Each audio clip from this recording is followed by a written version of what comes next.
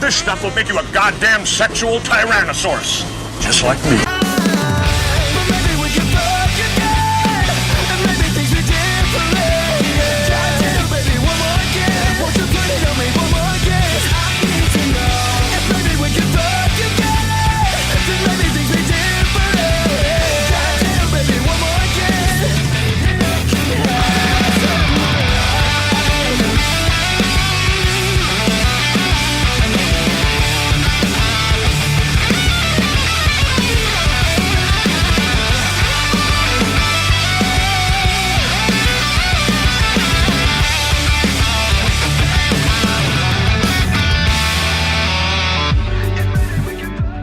Welcome back, guys, to the #1 podcast in Las Vegas. Trust us, we say so. Yes. It's the #1. Our moms told us so. Our moms told us that it's the #1 podcast. So we're excited, guys. We have a lot of surprises for you. We're just going to get into introducing our guest. She is from Germany. She's a graphic designer. Welcome, Ingrid. Ingrid, thank you for coming up for the first time here. Cool. I don't know if you were going to come on. You're like, that's perfect. There's always one. There's always one like that every episode. Surprise. Okay. She's from Houston. She's a brand strategy, and she's also a chef. She's into brand strategy. She's also a chef. It's Bree. How you doing, Bree? Good to see you. Awesome. She is a model from Calgary, Alberta, Canada. Is Miss Katie Moore? Nice. Back again. Nice. She's an adult performer and artist from Ukraine. It is Milana Ricci. Yes. All right. And then also from New Jersey, she's a vocalist and songwriter. It's Vicious Wolf. And then she is from Las Vegas. She's a model and golf caddy. It is Alex. Welcome, Alex. It's her first time coming here. She's an atmosphere model from Las Vegas. It's Alyssa. Welcome, Alyssa. She is an underboob enthusiast and P. Diddy's assistant. It's Bella Bliss from Florida. Okay, please don't let that slip out because we have a YouTube. She's from Los Angeles. She's an adult performer. She's a cannabis influencer. She's a podcaster. It's Onyx Muse, this Domo monster. Team Domo. Hello. There we go. And she is from Las Vegas. She's a dance instructor and dancer. It's Bailey. Hey. Welcome for the first time, Bailey. Got a lot of new people here for the first time. Good to see everybody. Full house. Was there anything you wanted to get into? Yes, we are very aware of what's going on with Fresh from Fresh and Fit right now. We'll address that probably later on in the show, but I kind of want to get this out right now since usually when everybody first watches the show, this is when we have the highest audience participation. Yeah. Myron and Fresh will be here next week, so we will have them in on Thursday, the April 11th, and it might behoove us to just simply let Fresh tell his side. Yeah, I think we're definitely going to do that. Yeah. There's certain things we don't want to speculate on because Fresh will be here next week, but there's a few things we don't have to speculate on, and one of those is it is against the law for you to record someone's conversation in the state of Florida without their consent. It is against the law to do that. Just want to make sure we understand that. Don't know whose baby it is. Don't know what the truth is. Don't know when whoever got pregnant. But I do know one thing for a fact. You can look it up for yourself. It is a one-party state. The state of Florida, you cannot record someone's phone conversation. That is a crime. All right, awesome. Let's keep going. Let's see. What else do we have going on today? I had a birthday on Tuesday. Well, hold on. Hey, wait. Let's skip that. We don't need to talk about that right now. We'll talk about it in a little bit. We don't need to talk about that right now. All right, beautiful. So let's go ahead and get to some of the stuff. Just play all of them. Let's just go through them. Okay, ladies. So here's what we're gonna do. I need you all to make sure you have your headphones on, and we're gonna watch a video. You're gonna react to it, and we'll change. Which one do you want first? Let me see. I had so many good ones here. Why don't we do the ISIS hostage one? That one has been very, very popular. All right, here we go. Okay. Who has the best girlfriend ever? I do. Hold on a second. Double Technical difficulties. Who has the best girlfriend ever? I do. Who just bought you all this stuff? She did. And all the stuff? My girl bought all of it, and I'm about to eat this, and then we're gonna chow on that after. So, happy Easter. Yeah. But we're not eating it all. Just know that. Because we gotta save some. You know? Budget cuts, you know? Save. You know? So we're gonna scoff this stuff down. Looks like Curtis and me. Because Boo deserved it. You know? Even though we get in our arguments sometimes, I still love you, okay? I love you too, baby. Yeah, you better. I just spent some money on you. Yeah. I don't even know where to start. First impressions. Anybody? What did you guys think? Go ahead. He looks scared. He does look scared, doesn't he? Extremely scared. Talking to the Talking to the microphone, please. He looks extremely scared. Yeah, he does look a little scared. Bella, what do you think? It reminds me of me and my boyfriend sometimes. Is that how you are with him? You like an ISIS terror, like you're going to behead him afterwards? Does he call you mommy too? Yeah. Anybody else? Do you pay for his dinner? Sometimes. I mean, I'm buying him a trip to Australia. Oh my gosh. Oh, nice. Wow. He must have been a good boy.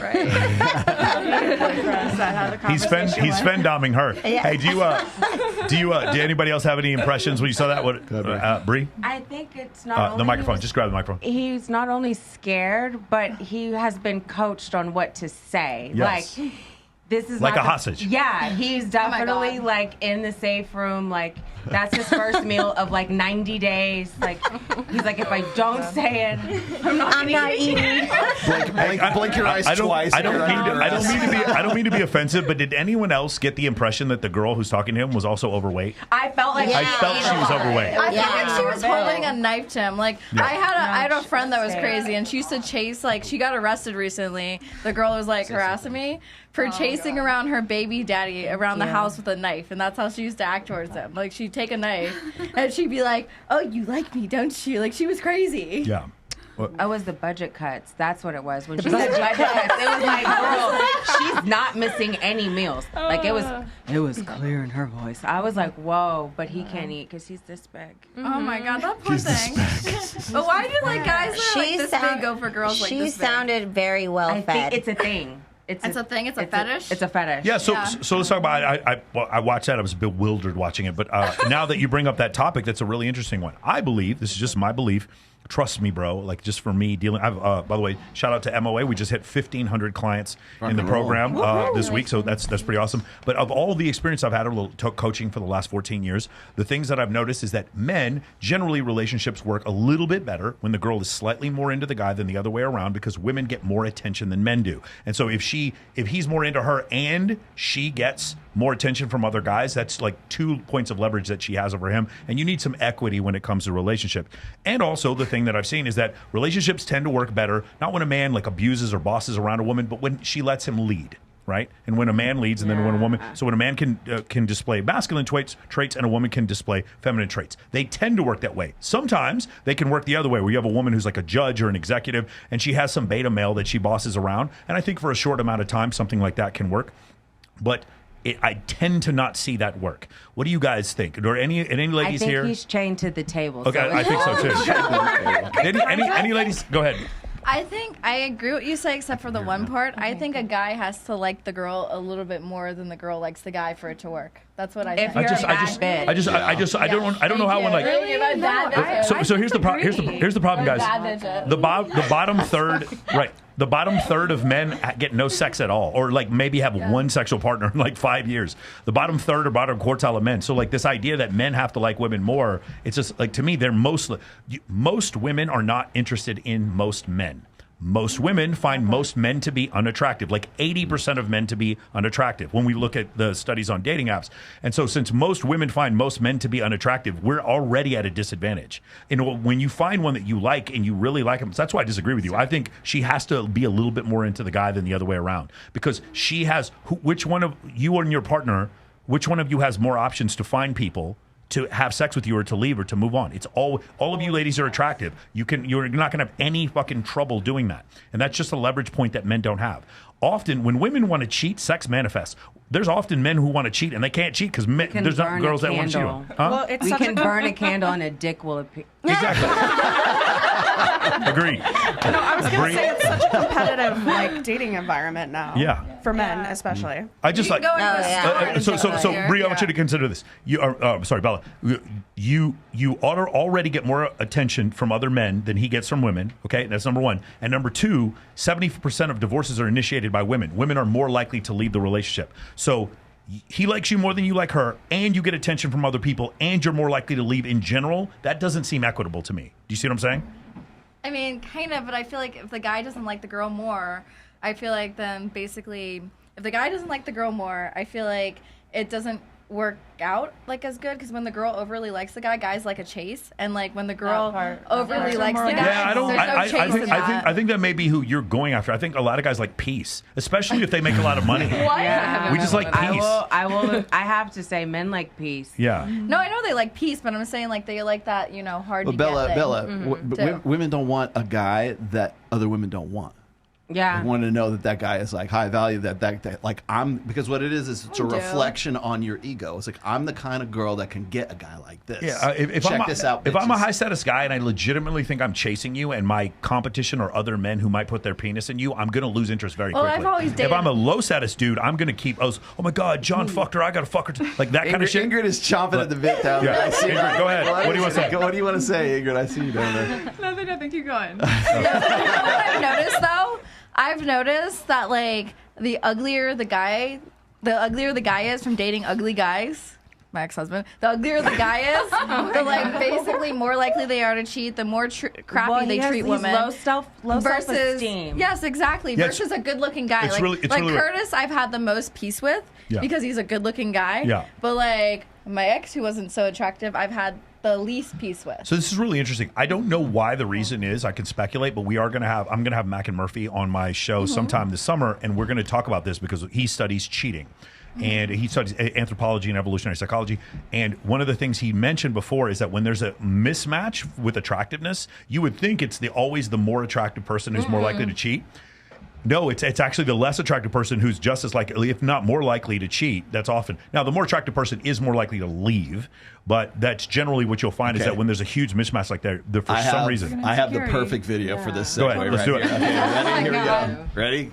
Set us up here, Jory. There you go. There are some real drawbacks to dating attractive men. There's some research indicating that physically attractive men are less satisfied in relationships, that they are more likely to show extra pair interest, meaning other than their partner. They're more likely to be, have a wandering eye, let's say. There's also some evidence that attractive men are generally less sociosexually restricted, so they're more interested in casual relationships than serious ones. And so it's possible that for some individual women, they go through their dating careers, they date some hot guys, these hot guys mistreat them, and they realize, if I aim a little lower to the medium ugly ones, let's say, to the point where I'm still somewhat happy with the way they look, but they're not necessarily going to be out of my league or mistreat me, then I'll feel more comfortable. There's obviously going to be some women like that, but I think for a lot of women, this is a way to cope, let's say. So it's like people compete with each other over how attractive their mates are. Many people want to date someone attractive and have the social status associated with that. I think that some women are dating guys who are visibly, physically unattractive, and their way of negating the status hit that they would take from that socially is saying, oh, actually, I prefer that. I could date a super hot guy just like my friends, but I would prefer to date medium ugly. That's a hot take, and I honestly kind of agree with it. Yeah. They might not know that they're doing it for that reason, but now it's like this whole trend, and everyone's like, yeah, I have a medium ugly guy too. That's funny. Hilarious. Hilarious. So one other thing I'll say, by the way, it's crazy because he brought that up. I happened to mention Mac and Murphy. I didn't know he had that clip. The one thing that I think is interesting is the idea that when he talks about men who are more physically attractive might be more interested in casual sex. And another way I might look at that is to say, no, men in general are more interested in casual sex, and men who are better looking just get more of it. Remember what I said before? When women want sex, sex manifests. There's a group of men at the top, what we call the sociosexual men. When I say top, I mean the ones who have the most sex. There's a group of men at the top here. That are called the sociosexual group of men, but there's also a group of men below them that wishes they were in this group but cannot be in this group because instead of being a rock star, they are the assistant manager at Walmart. Does that make sense? I feel like the men that have access to more women, are around more beautiful women as friends and stuff like that, are less likely to cheat. Because they're around so many beautiful women, and they're more loyal because they're around women. Versus the ugly guy, he gets attention from a girl, and he wants to go. Yeah, so it's more valuable. The attention's more valuable. And he also does it when he has an attractive partner. Someone told me, like, no, sweetie, he didn't cheat on you because you weren't attractive enough. He cheated on you because he wanted to bring down your self-esteem and he wanted to feel better. That's interesting. But he's also getting a lot of status reinforcement, I think, because if he's the kind of guy that can be around a lot of attractive women, whether he works with them or there's just just a social thing. That guy is the guy that other women want to get with and other guys want to be. So the woman that he's with, as long as she's secure enough to say, you know what, I'm with that's my guy, and other women want him. Therefore, that's an association on my ego that I'm with a guy that all these other women want to get with, but he's with me. But I feel like because he gets more attention, he's less likely to cheat because he's so used to the attention and like he doesn't really care for that it. all just depends he's on confident. Like when you're attractive, you're confident, right? You're taking care of yourself. You're you're just mentally you're healthy. So you don't need all that extra stuff. You don't want it.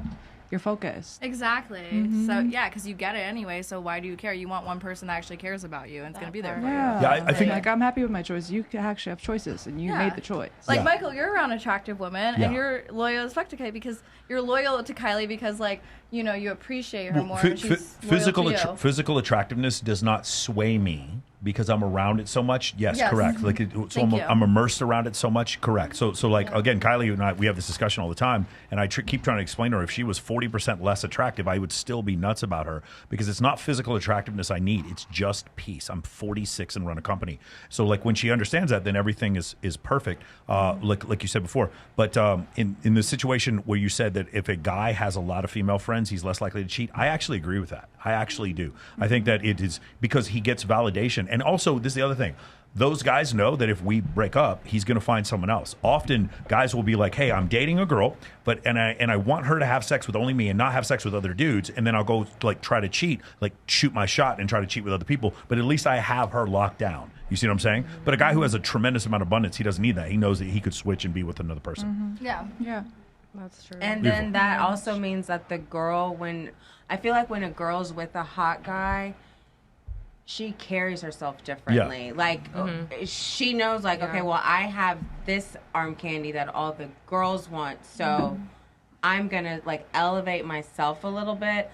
Not so much amongst the men, but amongst the girls. Yeah. Right. Yeah. So girls look at her differently with her man. One of my friends, she's a huge model, and she says to me, my favorite kind of guys are outrageously tall, medium ugly with a touch of autism. That's how she describes it. I know who you're talking about. Yeah, you know what I'm talking about. She dates Thunder from Down Under, guys. Sure. So she's very much into that, and it makes sense. It's really interesting because Mackin is discussing something that seems to be a trend where women are saying this. Now, here's the thing. I think another part of the reason is because women do not care about a man's physical attractiveness as much as the other way around. And the thing that women find most attractive about men, when you ask them, when they surveyed, it's actually upper body muscle. It's not facial symmetry. You'll see women sometimes with guys who are just fucking hulks and they're not that good looking, or professional athletes who are not that handsome in the face, but they're 6'4" and make $50 million a year. Like nice teeth. And maybe have okay. There you go. Nice teeth. Nice teeth is a good one too. Teeth is a big thing. Yeah. What I'm saying, have you guys ever seen a guy that you did not find attractive initially, and then afterwards, once you got to know him, you found him more attractive? Does that ever happen? You guys, this happened? Every boyfriend I've ever had. Say that again. You saw a guy, and when you looked at him initially, it wasn't something wrong with him, but he just seemed very medium. There was nothing particularly special about him. And then he was very mad. He was medium ugly. And then when you got to know him, you found him to be more attractive. Has that ever happened to you guys? Yeah. All of you? Yeah. So everyone in here. So you understand, for men, it really doesn't work that way. If we don't find you physically attractive, we're not going to find you more physically attractive because you're a good listener. Like that's just generally men are not like that. There are exceptions, but for the most part, it's funny because Alan Roger Curry wrote this in his book. He's like, when men have a problem with women rejecting them, consider an incredibly unattractive woman demanding that you have sex with her. Do you have the right to tell her no? Yes. So a woman has the right to reject you. And so that's the way he said it. I thought that was really interesting. Anyway, I was just going to say I think there needs to be sort of a standard deviation of like 1 point of attractiveness for a guy to be just a little bit hotter than the girl, or just slightly a little bit above her. So there's just that imbalance right there where that woman is looking up to that guy all the time. Yeah. Because women cannot look up to a guy who is her equal, right? There has to be something that's value added, whatever that is, whether it's person had perfect teeth, whatever it is. But there has to be something a little bit structure. Bigger. I'm a wife. I'm taken care of. My husband can go and find another me if he wanted to. Exactly. A girl would move into my place if she could. So it has nothing to do with looks, has nothing to do with anything. He knows he's a very high value man, and he takes care of me. And the lifestyle he gives his wife, women want. So he goes and he's laid back, chill. I can go and, you know, get all mad and then he's like, really? Really? Another girl would want to come in and take the headache that you have. But I think when a woman is really dating a man of value, because it doesn't matter if you're popping bottles at the club, like all of us girls, we want a guy who's going to take care of us, not go take us shopping, take care of you. When you wake up on the first, your bills are paid.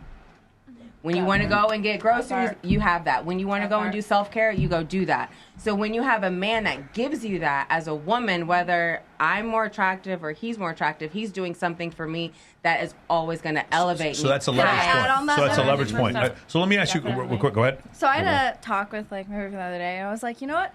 I'm like, I love you so much. I like a hardworking guy. Like, that's my type. Yeah. And I told you, I'm like, once you make over, like, you know, once you get to like the 4 or 5 million point, I don't care if you cheat on me. I'm like, as long as you take care of me, okay. buy me what I want, I don't care. Okay, Give perfect. me a credit card. Okay, first off, media team, I want you to clip this. Number 1. Number 2. Now I want to ask you guys, ladies, because we did this before. No, I had said. So the first time we asked this question, it's a dead no. It's a hard no. I will go crazy. Crazy. First time we asked this question, most of the girls agreed. I actually had Inside OnlyFans on my show, so that's Kayla Loren and CJ Sparks. They both agreed. And so I'm going to ask you, ladies, if a man provided for you financially, pretty much anything you wanted, would you accept some level of infidelity? Anybody? No. Huh? I would. No. Like, do we get to do it as well? Do you get a hall pass? Do you get a hall pass? You're no longer in a relationship. No, that's not how it works. Okay, first off, if there is, are you telling each other about it? Like, if you're honest? No, he's hiding it from you. No. Totally. Oh, you don't, and you don't find out about it. No. See, like I've seen like so I was host at like Sapphires in New York for like a while, being a host.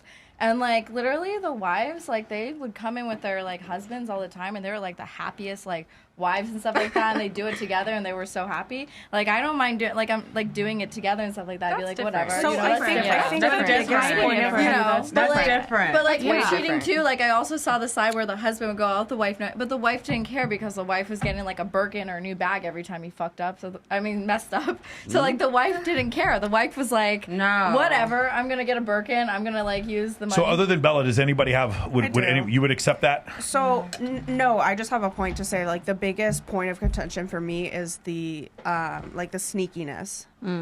Rather so than... if he told you, ladies, if he told you, would it be okay? Anyone you... If I can do it too. Okay, now here's the next one. Now, if you can do it too, so you have a polyamorous relationship, you can both go outside the relationship. Yes. Would you accept that? Raise your hand if you guys would accept that. So a few of you accept that. That's crazy. Because it's fair. That's fair. No, but I agree that it's fair. Because Yeah. you're building the honesty at the end of the day, and that's No, I'm with you, but I'm starting to understand where this country's going. Yeah, but what you guys don't realize, remember when we were all young, right? And we wanted to like drink alcohol because we couldn't do it, right? And now that we can drink alcohol, we don't care about it that much. That's how guys are. Like when they like know that they can cheat and get away with it because the wife doesn't care, then they're not going to want to. And especially if the wife's okay with other girls and likes other girls, they're not going to want to cheat because why do they have to cheat? I totally agree with that.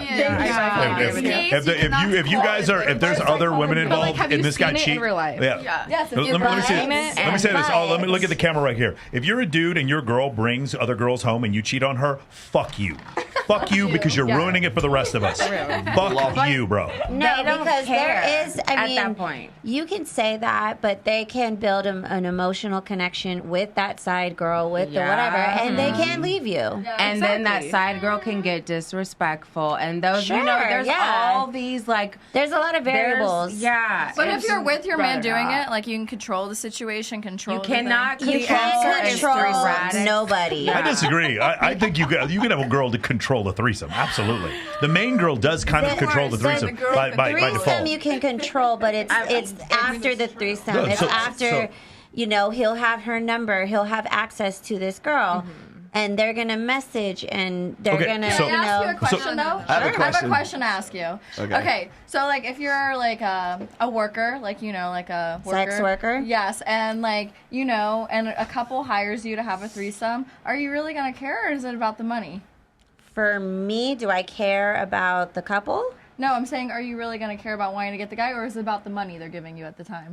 For me, no, I don't care about the man. I actually have more respect for the women. Yeah, but, that's what I'm saying. It's about the money. But so not if you hire all someone, women, that's way not all women are the same. And sometimes it might just be, hey, babe, I want a threesome. I'm at excess. Let's pick up a chick in the club. That chick's not working. She's having fun. She sees him spending. She's like, ooh, see, that's and why I feel like it's safer to Bree, get a you're woman. an amazing woman, and you need your own show. Yes. And I will let you know that the husband will do the initiation where he will text me without the wife. Well, I feel like if you get a worker, like it's more control too, because like you don't know. What Not kind of everybody's getting a worker. Okay, all right. So but before we condone hiring prostitutes to have threesomes, before we get to that point in the show, I was waiting for the third hour before we got to that. Before we get to that point in the show, let me ask you something, ladies.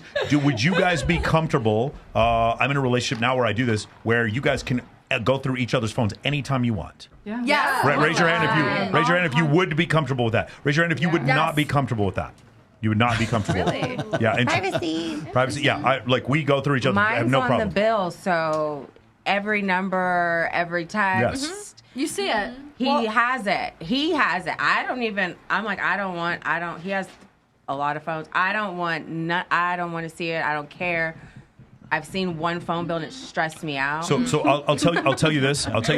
So I've had an issue before where someone's looking over my shoulder and reads text messages and they're taken out of context and then there's a fight. So what I said instead was, no, stop. We're going to go through all the messages together in context and then there's no fight. I would rather them look at my entire phone to see. Open the door, not the peephole. For sure, exactly. Right, but it's the over the shoulder when I'm messaging my editing team and she's like, "Who are you writing on Instagram?" I was like, "It's fucking Slack. It's not Instagram." I got to go around the corner. So when we first started talking about this, like who gets a hall pass, who doesn't, right? You said the guy has to make $5 million. Mm-hmm. Are we worth $5 million? What is the threshold? What is the threshold money wise? No. Like ladies, what is the threshold money wise for you to engage in something like that? Like billions. Billions. No. It's what's sitting in my bank account at the end of the day. I don't care how much you have. Right. I don't care about your net worth. I don't. So he could be broke, and you would still be okay with him cheating. It's broke. I don't date broke. That's what I'm saying. I want to know what the monetary threshold. I don't date She broke said either. me broke, not in the same sentence. It gives me hives. It gives you hives. I'm allergic to broke. Listen, Hold I that don't thought. have a type, but it's successful men. Hold that That's my thought, type. Joy. I got a perfect video for this. Go ahead. Throw me up there. How much money does a guy need to make in order to be with you? I'm sure that it will be a reasonable amount, as they seem like a very down-to-earth person. Way over 5 mil. I'm sorry, how much? Was that per year? Over 5 million? Yes. Per year? Yes. Why? Yes, why? That is a very valid question. Why would a man have to make over $5 million a year just to have a chance of dating someone? Why? Because that's how much. Never mind. Who caught that? That's how much Big Daddy is to give Why? me. Because that's how much. Never mind. So over $5 million a year in order to be with you?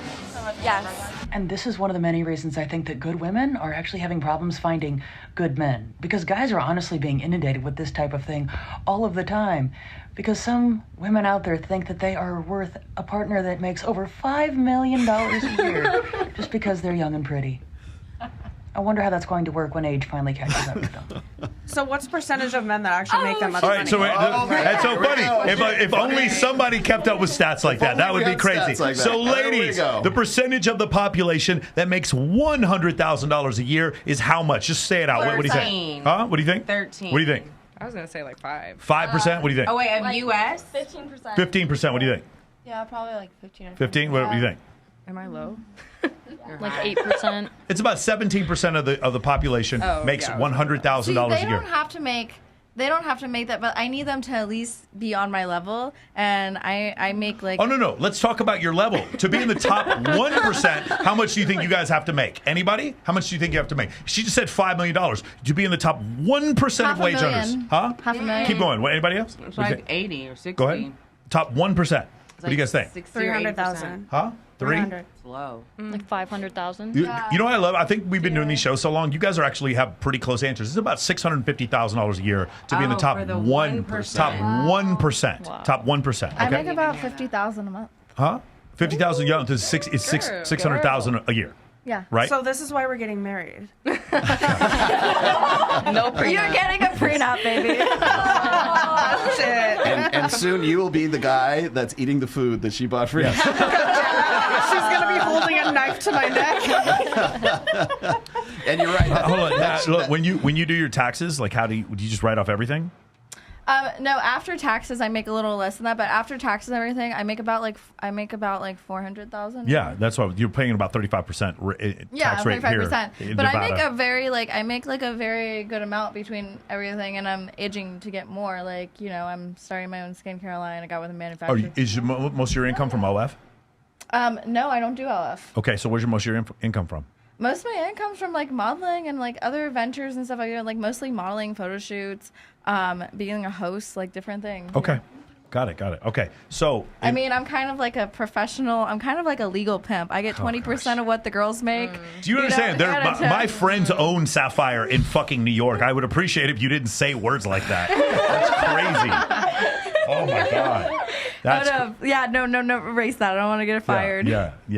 Michael Wright. Okay, awesome. So you guys understand. So now we're talking about $5 million a year. We're talking about 1/100th of 1%, or maybe 1/1000th. Does everybody understand that? Making $5 million a year. In fact, if you're making $5 million a year in regular income, you're kind of stupid, because what you should do is you should be getting stock options, or you should be investing in real estate, or finding some other way to sort of defer the tax liability that you're going to get, because you're in the highest tax bracket. We talked about this the other day. Like Yeah. I was telling you where to invest my money and stuff like that. What I'm saying is, we're making we're having a discussion right now. We're having a discussion right now about like taxation. That I'm positive that this woman who's like, I need a man who makes $5 million a year has Her no dad concept. probably makes $5 million a year, or her brother has like a freaking something. I'll tell you what. I'll tell you what it is. I'll tell you what it is. Her dad probably made $200,000 a year and spoiled her, and she doesn't know the difference between $200,000 a year and $5 million a year. She doesn't know the difference, guys. Now, a lot of guys lie about their income too, because they could say I make $2 million a year, and like literally, it's like that easy. Like all you need to do is make about $300,000 a year minimum, and you can buy yourself a Chanel bag. It's so funny on dating apps. Women tend to lie about their age and their weight. Men lie about their income and their height. It's, that's what we tend to see. I had another point, but I totally forgot. Yeah, we can talk about this real quick. Did you? Oh, you wanted to do this? Did you want to? Because no, it seemed like it was. I was going to say it's fine. I just wanted to like have you guys understand like the level of unrealistic that is. Do you understand? There's a meme, and it said, it's funny how all you basic chicks think some guy's gonna come in and take care of your life one day, and I'm like, I don't think girls really think that, right? We don't, right? Right? It's not a thing, right? But I don't think girls are basic. I think girls have like actually like it's like a bigger divide now. Like women as a whole are getting hotter, successful without men. Like women, I think one of my girlfriends. I think they're getting more successful without men. Yeah, women are. I getting also more think we have a massive problem with obesity in this country. The average woman in this country weighs 168 pounds. So I came from like a very like my dad was very wealthy, and my mom obviously had me to try to like trap my dad. My dad was very wealthy. We're Jewish, but anyways, I came from my dad being very wealthy, and like I was used to for Christmas I got like Louis Vuitton bags, which isn't normal for a 16-year-old, and like nice gifts and stuff like that. But one thing my dad taught me is he made me work for everything. Like he did not give me stuff like most trust funds babies get. My dad made me work and said, you're going to have a job, you're going to do something. And he told me, and he was like, the only way you're staying at my house past 18 is if you're going to school and you're trying to build a career for yourself. He told me never depend on a man's money, have your own money, and work your butt off, because when that guy leaves, you're stuck with you, you know? At the end of the day, you have to depend on you. That's the existential fear that a lot of women are like have right now. And I think that's one of the things that really puts distrust between the sexes right now is you can't, like, men are in, like, ever since like the late 60s, early 70s, we have had this social narrative about how men are untrustworthy. They ain't shit. They're all dogs, and he's gonna leave you. And so you got to be prepared. You have to have an insurance policy at all times. That means you got to go to college. You got to have your own business. You got to make your own bag. Everything has to be like, you have to have a fail-safe exit plan for you to even begin to trust a guy. I mean, and that's what's fucking 4 boyfriends, right? Or some. That's the other alternative though. It's like you got one guy that you want to fuck, you got one guy that you want to marry, and you got one guy that you want to take problems to. The first time I ever asked my daddy for help is literally was about less than a year ago because of the whole divorce situation. Mm-hmm. And yeah, my dad did, Venmo me, Cash App, whatever you call it, Zelle, $5,000, to help me move to Vegas and stuff like that. But that was the first time. So I'm very blessed to have a dad like that because most people don't. So it's scary because a lot of people don't have their parents to fall back on. It's nice that you at least recognize that too. Because a lot of people are really blind to the fact that they do have these fail safes. Yeah, exactly. Your parents are never hopefully they're never gonna let you fall on your ass. My mom won't.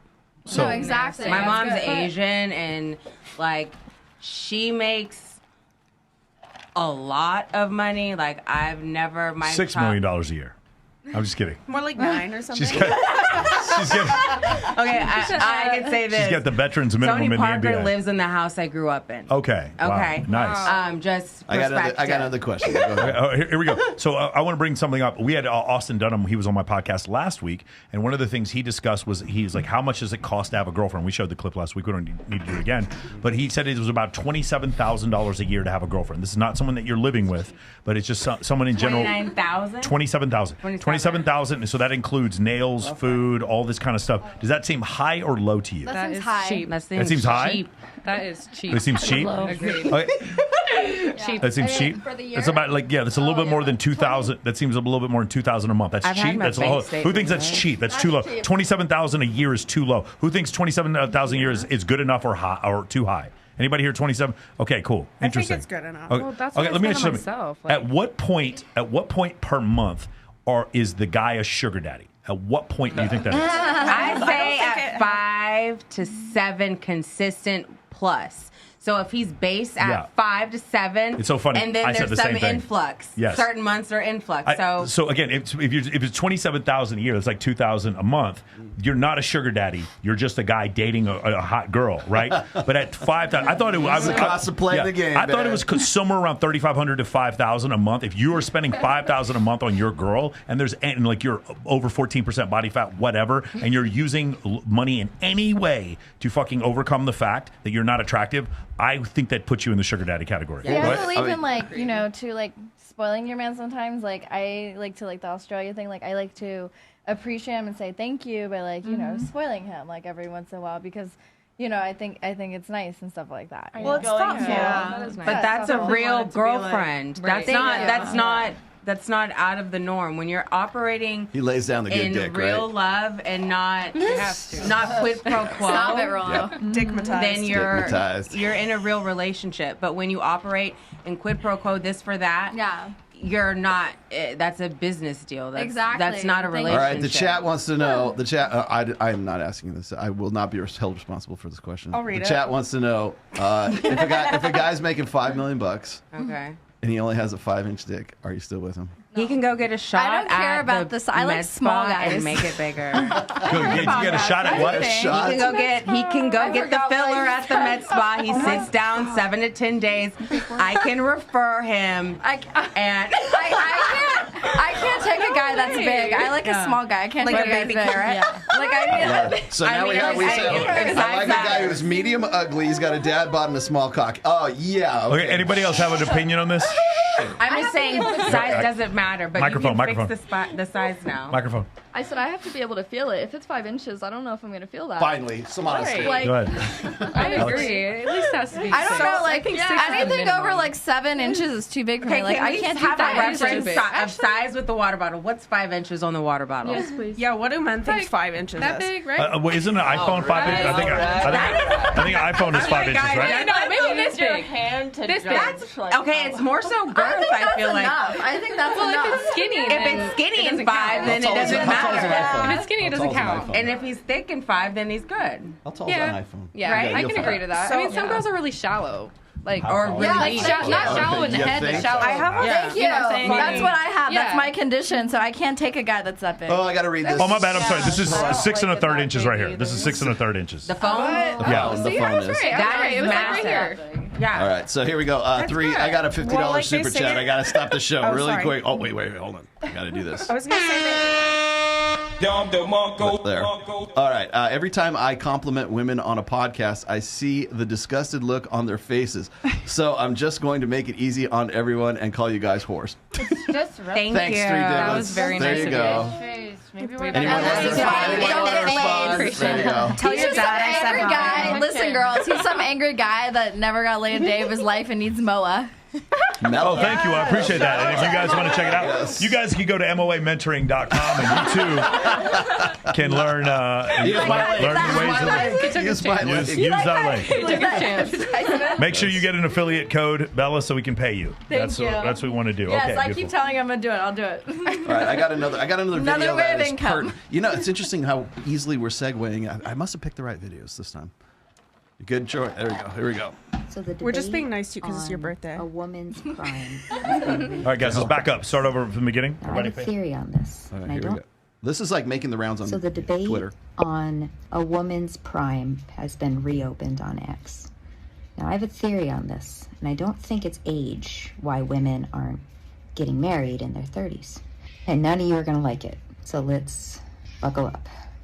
Before we jump into this, what are my credentials? Well, I got married at 22 and was a homemaker for a long time. Now I am in my 30s, I am a mid, and I'm a girl boss. All right, moving on. Let's start with women who are 9s and 10s. All right, women who are objectively beautiful by every measure. These women, though, may be lonely.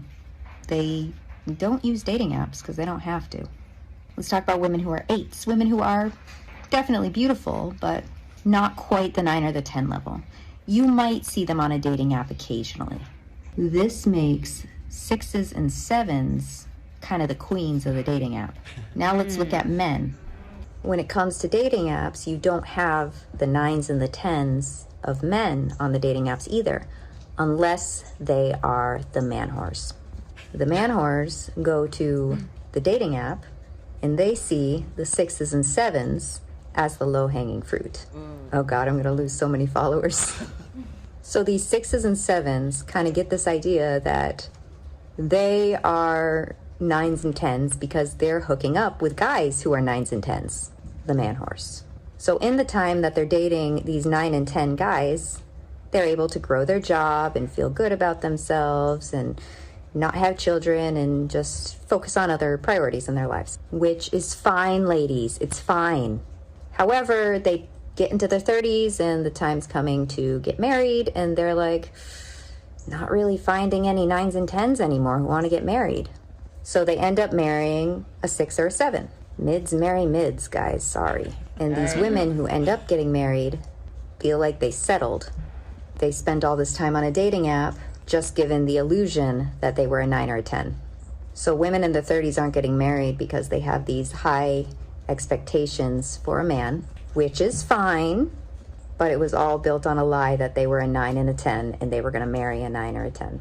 Let me know what you think in the comments. Here's what I think. You've been reading The Rational Males. Who has the best girlfriend ever? I do. Oh, there you go. Who just bought you all this stuff? Oh, is it She locked? did. Oh, I think 9s and 10s that are on dating apps, the men that she's speaking of, are no longer 9s and 10s when you become a man whore like that. You, like, men who literally stick it in anything wet, you jump down to, like, a 4 because it's like you're now just, like, messing up the whole dating pool. That's my opinion. Except they're consistently rewarded with sex. Yes. Well, that's they're cheap, so that's fine. They can take, you know. It's easy to qualify those guys after the fact, but before the fact, there's a But they're there's a very whole shallow. Like if they were to come into like this type of setting, like see all of us out to eat, they're used to going and swiping and picking up a girl and sending a dick video and saying, "Hey, come."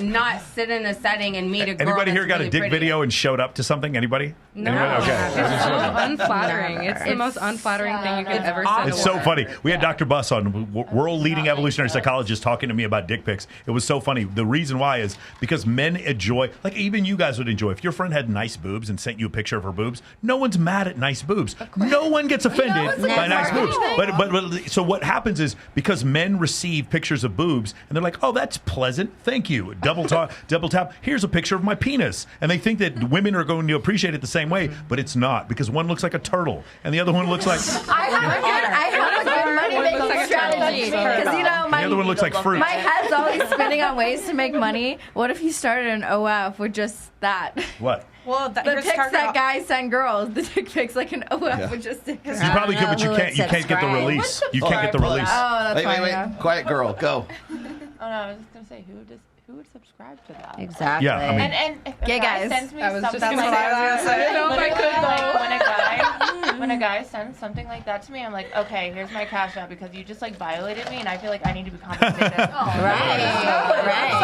I'm gonna start doing that. Shit. Well, the other part is she is completely right. And Homath, he has a great saying. He goes, women get stuck on their highest setting. Not that this would ever happen to any of the ladies at this table, but do you guys have a female friend that maybe did fuck a center fielder, a power forward, a famous rapper, or someone like that, and because she fucked a 10, she thinks she can marry a 9? Have you guys have any female friends like that? Anybody? Yeah, Raise your hand. absolutely. You have some that have this delusional belief That's a that whole episode. yes, maybe it's the fucking it's the cocktail server who ends up like fucking one of the rich guys who comes in there, or some celebrity, and then later on like thinks that she can get someone like that to settle and cannot. Okay, so you know what I realized, right? Mhm. When I was in high school, I was kind of like a nerd. I was a cheerleader, but I was still a nerd. Wasn't like the best looking. And like, you know what I realized? Stop. You know what I realized? Like, I had the girl, and the girl was like, you know, me and her used to be friends, not gonna say her name, but like, she was very hot in high school. A lot of guys liked her, and then as she got older, she got unattractive, you know? And she wasn't like, ever noticed like the happens. pretty people in high school like end up being the unattractive ones, and the nerdy ones end up being the super hot ones. Stop the cap. And then they're stuck on their. I was they're hot stuck on that then level. and still hot now. Am I wrong? You know what though? No, I mean, maybe. I think you're right. You're probably right. The girls that grew up not, Ingrid, can you move this way? Like as far the closer girls this way. that grew Guys, up move not this up very this way. cute. They have a personality now. So now that they're hot, funny, and smart. Yes, They have the whole exactly. package. So the girls that grew up hot and then are not hot, I mean, I grew they don't up have hot. a personality because they didn't have to build a personality growing up. Exactly. So you're Domo. You know what I'm saying? Yeah, exactly. Chomping at the bit down But there. I grew up What's hot. that? You want to and add all something? that. I'm just saying, like, you know, power of manifestation. If that mid wants to get that 9, she could get it. I agree. Yeah. You know, you never know. It's all about energy. I really feel Yeah. like girls can I love you, get Domo. whatever they None want. of that is true. None of that is true. It's not. She can sit there and try. She will sit there and like complain to her friends why she keeps getting cheated on. You And the never reality know. is that there's this massive mismatch, and she didn't see it. And I hate to say this, as she gets older, the mismatch increases because as he gets older, he does not. He ages like fine wine, and as she gets older, her ability, again, not to say that they're not. Obviously, there's beautiful women in their mid 30s, 40s, whatever. But the problem is when they have to compete with women who are 23, and you look on dating apps, they don't fare very well. They don't. There's no comparison. I mean, yeah, okay, 20-year-olds, but they got no wisdom. They have no life experience. And do you think that's what men are choosing women for? Wisdom and life experience? No, they're not. Yes and no. I mean, it God, that depends. wisdom makes me it hot. Depends. It depends on Got a chubby your, just the thinking man about that you're wisdom. choosing. Okay, so on the wisdom, because I get where you're going. Wisdom will give you peace.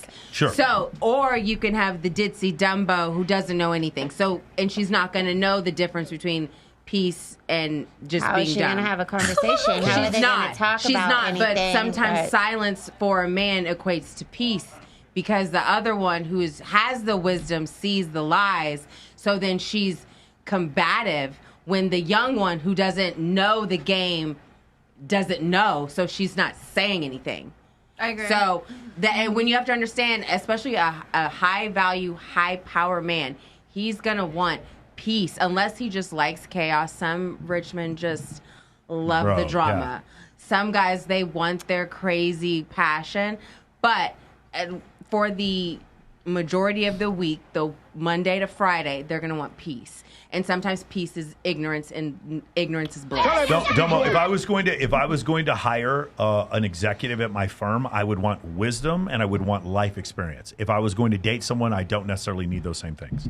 That's the difference. It's because the things that make men attractive, as far as professionally, also make them attractive to women, and the same is not for women. I think once you get past the arousal point and you get past the I'm hot, I really want to get with this girl, I really want to tap that ass, then those things maybe. What about the hot to crazy scale? The hot to crazy scale, the crazy girl, it just depends on her type of crazy, because he can fall in love with the crazy. Okay. Why are you attacking her? She's sitting right there. She's sitting right there. I'm agreeing because so my mom's Asian, my dad's Trini, so I'm an Asian, and I'm a Blasian, okay, but I'm an island girl. So island girls, we have a little bit of spice in us, okay, by default. Asian girls, we have a little bit of like in us as well. So men, when they date me, they get both. You get what I mean? They get a little bit of crazy, and that pulls them in. Let's talk about fuckboys here. Fuck them. Can I tell you a story of what I did to a fuckboy? Time out. Can we do it right after this? Go ahead and start from the beginning. Here we go. Yes. Ready? Let's start from the beginning. Sorry about that. How much money does a guy need to make? Yeah, that's what I'm saying. Like, I think men control hookup culture. Men control.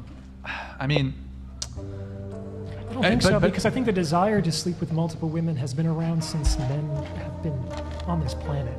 But it wasn't really possible until there was a loosening of, let's say, social mores about that. And even if that desire has been constant for thousands of years, why haven't there been hookup culture for thousands of years? Like, what's changed in recent times? Well, like she put it out, the sexual revolution. you can say it for Oh, God. feminism. First thing I noticed was an Asian girl in the background. I don't know what the hell she's doing. She's I don't know if she's at every episode. Translating. She's visual interest. That's all. Real quick. So if you want to blame, so obviously hookup culture requires two people. If you want to blame people, you can. But I will tell you that it is not men who are to blame for hookup culture. It is like top 5% most attractive men who are to blame for hookup culture, and all women that participate in hookup culture. Hookup culture. Okay, so what that's interesting. What is the oldest profession? Wait, Rollo, what do you What mean? is the world's oldest profession? It's probably carpentry. But go ahead. What did you? You're probably right. Mary Magdalene. Come to think of it, you are correct. Mary sir. Magdalene. Exactly. Probably hunting. I'm going to guess it's the older profession. Go ahead. They didn't make money. You don't believe in a hookup culture? No. Well, I think. Okay, so whenever you put the word culture on the end of another word, like you say grape culture, you put it bro culture, marriage culture, whatever, hookup culture. If you put culture at the end of anything as the sort of the suffix of the term, you make it endemic, meaning that like everybody's doing this, everyone is nailing each other, and there's this hookup culture where we just go on our phones, we just find some random bitch and we have sex, right? Incorrect. Statistically, provably, empirically, incorrect. The only guys who are involved in hookup culture are the guys we were just talking about a minute ago, the 9s and the 10s, who can participate in that. They constitute maybe about 4.5% of guys. But not all 9s and 10s are like that. Yeah, well, the thing is, but the ones that are, that's a great point. But the ones that are, and so when we talk about, when women want to talk about hookup culture, they want to talk about like how easy it is for guys to have sex. Yeah, the guys you want to fuck. The guys who do fuck, yes. The 80% guys, even the 20% guys, have a really tough time of it. If you're in the 80%, you're just basically invisible. What are you talking about? The guy at CVS stuck in the shelves. If what Farah had said was those top 5% of guys that I really find attractive, they are responsible for hookup culture. Justin Waller. I would say they're responsible for 50% of hookup culture, and women are responsible for the other 50% of hookup culture. You got the men, right? It takes that two. aren't that good looking, but they hide behind their money, or they lie about They live with their wallet. That could be it too. But to your point, if you look at it, it's like the average number of like sexual partners has been stayed the same, but there's a group of men at the top, like the top 5% of men who had previously, like 10 years ago, had like 35 sexual partners in the top 5%, and now it's up to 60. So like, wow. So what I'm saying is, we're all saying the same, but there's a group of men at the top who's having more sex. What does that mean? It means that, and then you go look, there's a group of men at the bottom who are having no sex, and a group of men at the top who are having 60 sexual partners, but women are having the same amount of sex. What does that mean? It means that what's happened is because women have access to these higher status men, then they're getting it. So hookup culture is a small group of men and a larger group of women hooking up with each other. When she blames men, she can't blame men. She can blame a top group of men. This is another thing, pretty controversial statement. I believe there is a patriarchy, but if there is a patriarchy, do you know who the patriarchy benefits the least? Low status men. The victims of the patriarchy are low status men are the ones working for minimum wage. They're the ones out there fucking fighting fires. They're the ones out there like firefighters are hot. Take that back. For sure. But what I'm saying is the people that are in a patriarchy, the people that are abused the most are low status men. It's actually not women. It would be that case. So anyway, going back to what we were saying before. Sorry, you were saying what was this thing? Oh, I lost my train of thought here. What were we talking about? Hookup culture. Yeah, the thing with hookup culture. It's not a thing. It's really not. I think that's a culture amongst the people that are in it. Like, if you're not on a dating app, if you're not looking, if you're not seeking a man, there are women, I feel like, that don't seek partners. Like, I didn't look for my husband. Yeah, but some women do. So the sociosexual group of men and women do look to have sex. And then that's not the culture. That's just that little bubble or world that they're living in. That's what I feel like too, because I've never been dating. I feel like this and that. Like when I moved to Vegas, I didn't even want to date anyone, let alone like be with anyone. And I got kind of so like I feel like when you're not looking, you. I understand how you feel anecdotally, but like consider Cardi B bragging about drugging men and then fucking like stealing their money, and how none of that is chastised. But in the 1950s, all of this would be. The point is, there's a much less stigmatized for women having a high body count, sleeping with multiple men. It's the norm. Yes. So in that, now women are more available to have sex with more men, but it is a small group of men that they're having sex with. And so in their ergo hookup culture, that's where it comes from. Does that make sense? Yes. And that's who she's complaining about. That's who Farah is complaining about. She's complaining about the men that she noticed.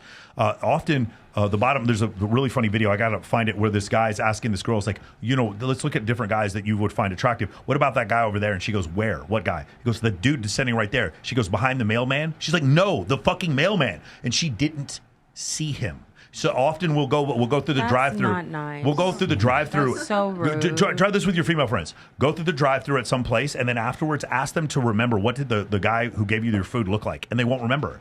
Because women have no reticular activation system for men that they don't find attractive. And so because they only notice the men they do find attractive, then all men are players. No, they're not. Most men can't cheat. Yeah, you'll remember the guy that drives up in the Lamborghini and For what sure. his eye color was and how tall he was. Definitely won't if he was a douche. If he was a douche.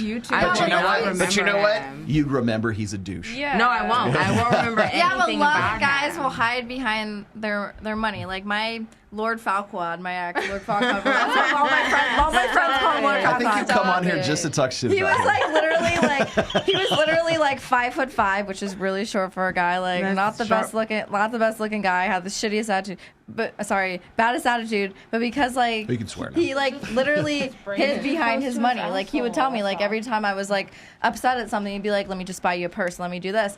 And after that, like I was like, you know what? I'm sick of that stuff. I'm sick of like, oh, let me buy you a purse. Let me do that. I'd rather have a guy that values me, and now I'm with someone that values me more. You know what I mean? And So that's you're- more important you're- than money is the value. Bree, because you're married. Yeah. How long you been married?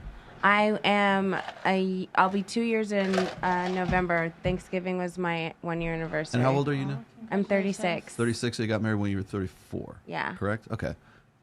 Anybody else at the table want to get married? Want to have I a didn't long-term want to relationship? get married. Raise your hand up high if you want to get married. 1, 2, 3. I wasn't planning on it. Let me clarify. Well, okay, so of the people that raised their hands, on what priority order is it? Is it like a top priority, or is it like number 4? It was number 10 for me, guys. And when I met my husband, I got married 6 months later. He was like, "No, you're going to be my wife. This is what I want." I was moving back. I told him I was moving back. The next dinner is when he proposed. So it goes to show when you don't want it. I wasn't thinking about it. I was moving back to Texas. I was like, I'm ready to go back to Houston. Like, I've been in Vegas. I actually moved here to help my sister divorce her fuckboy husband. You guys can see it all in the shade room. We definitely threw all his shit out. Were you the one who caught Deshaun Watson also? I love Deshaun Watson jokes. No, Google it. Like where, like you guys, where on the priority list is it? Is it the top? You're like, I really want to find a guy and live happily. It's not ever after. marriage. You want love. I You need want to figure out like myself first, but I Love think down that. the road, I do want to get married eventually. Like I do want a white picket fence and like in how many kids years? And I'm young, so like. 10. How old are you? 21. 21? 10 so, kids. So you want 10 kids? No, 10 years. Oh, 10 years. Oh, hell no. Like Not you want a 10 10, you Well, want that's a that's pelvis interesting to me anymore? Like what the fuck? Well, the 22. average age of first marriage in the United States for women is 30, and for men it's 32 right now. Well, it's definitely That doesn't surprise increasing. me. For That sure. doesn't What do you think? Where was the priority? I'm 21 and divorced already, so. Yeah. Wow. Yeah, I'm 21 When and divorced. when did you get married? 19. I was in love with this man. I met him and I just got married within 3 months, and. Not uncommon, by the way. you Like still first, wanna like get when you get married? married like that early, it usually falls apart before you're. Yeah, 30. no, it fell apart quick. Yeah. It was for the better. I know though. you're with a dude. No, as someone who's You were like married before. No, as Lord of the Rings, I'll call myself. I was like engaged, and then I didn't want to get married because I was like 19. And then this guy, like, I got proposed to again, didn't want to get married. Finally, the third guy that proposed, I was like, he's like, you should. He like basically manipulated with my head to get me to marry him, and we got married, 3 months later. And it wasn't good because it's like I feel like I want to know somebody now after being married. I've already had that marriage, and I want to know somebody, and it takes a minimum, I think, of 2 years to actually know somebody because you have to be in different situations, different scenarios, and you don't know somebody until you've like lived with them, been in different situations, in different scenarios. You can't just jump on. Some you find cases that do work out, like you and your husband and stuff And like that. this is my third. I was the runaway bride, so my third proposal, and this one I was just like, I'll do it. Sure. Domo, do you want to get married? Yeah. Eventually, I will, but it's not a big top of my list right now because I have custody and stuff, and providing a good life for my daughter. But yeah, I mean, sure, eventually it can happen. Do you think your situation, like, I know what you do for a living, but like, do you think your situation will change as a result of that? Is that like something that's a hindrance right now? Yes, it will, because as my daughter gets older and stuff, and she gets more aware of what I do, or the less time I have with her in the evenings, then I will definitely change for her. I have a question. So, when she does get older, are you gonna be like open with her about Absolutely. all that stuff? Absolutely. Yeah, I actually really think that that's important. That is. Like my sister, we're having a conversation one time. Like I have two nieces that are the same age from either of my siblings, and I was talking about something like going to the strip club or whatever, and my sister looked at her daughter and went, "Do you know what a stripper is?" Blah, blah, blah, blah, blah, and like explained it to her. And then my brother looked at her and he was like, "You can't say that in front of her," because him and his ex are separated. And he was like, "She's going to get mad at me for you telling her that, blah, blah, blah, blah, blah." And I was like, I feel like it's really open, or it's really good for you to be open with your kids about this stuff, because it like, I feel like it's better if they're aware than not. If you talk to them like an adult, and you have the, obviously it's a time and a place when they're older, because she's 4 right now. So then, you are able to have these conversations with them. But if you keep that from them, then you oppress that information, then they're going to find it through dumb friends. And I would rather her come to me about this. Well, but it's more like having a trustful relationship with them and like being honest with them. Domo, did you want to have another kid? Yes. You want to give her a brother or sister? Absolutely. Yeah. Is that high on the priority? All right, guys, the highest super chat Not gets right to go now. out with Domo. Not right Go ahead and send us the now. highest super chat we get today. We're going to get on a date with Domo. get that next kid coming out. Domo. So $9 million, right? I got another video lined up, but let me get to these other ones here real quick. Does anybody else want to answer that question? Like Bailey, you said. I definitely want to get married. I like the idea of 30. That makes sense to me. And I don't know. I've seen a lot of like my friends and people like get married because they have kids, and then they have to get married because they have kids, which I guess if I'm in love with someone, I'll have kids before marriage, but ideally I'd want to get married and then have kids. So marriage needs to come quick, because I also don't want to have kids when I'm like 50. Yeah. Yeah, that's not going to happen. Yeah. I feel like getting married 50-50 on kids. Yeah, Climate of the world. I'll be honest with you. I feel like No, lie to me. after the whole, I'm gonna be totally honest with you. I'm gonna be honest, and don't correct me if I'm wrong, but like, I feel like marriage is just at the end of the day like a piece of paper. If you really love someone, it's awesome. Like I want to get married and I want the fancy wedding and everything. I didn't do that. But I don't want like the paper. I think it's also like you just want the party. I'll tell you. I'm gonna tell you right now. Marriage is I understand. You get where I'm coming from, though. I understand your sentiment, but as far as legalities are concerned, I know it you makes have to. No fucking. I know you have to though, because I guess like if something happens to your partner, you have no I think right. you got this too. I was talking to Jim Sexton, a divorce attorney. So it's like a half and half. No, he sent me that because there was this new precedent that had just been set. It was a religious wedding, but there was no marriage certificate involved. It was just a religious wedding. They ended up getting a quote unquote divorce, even though there was no marriage certificate, and the divorce still was held up as if they did have an actual I believe wedding. in prenups. Texas law has you can if you tell a certain number of people you're married because there's it's a common law marriage. There's no paperwork involved.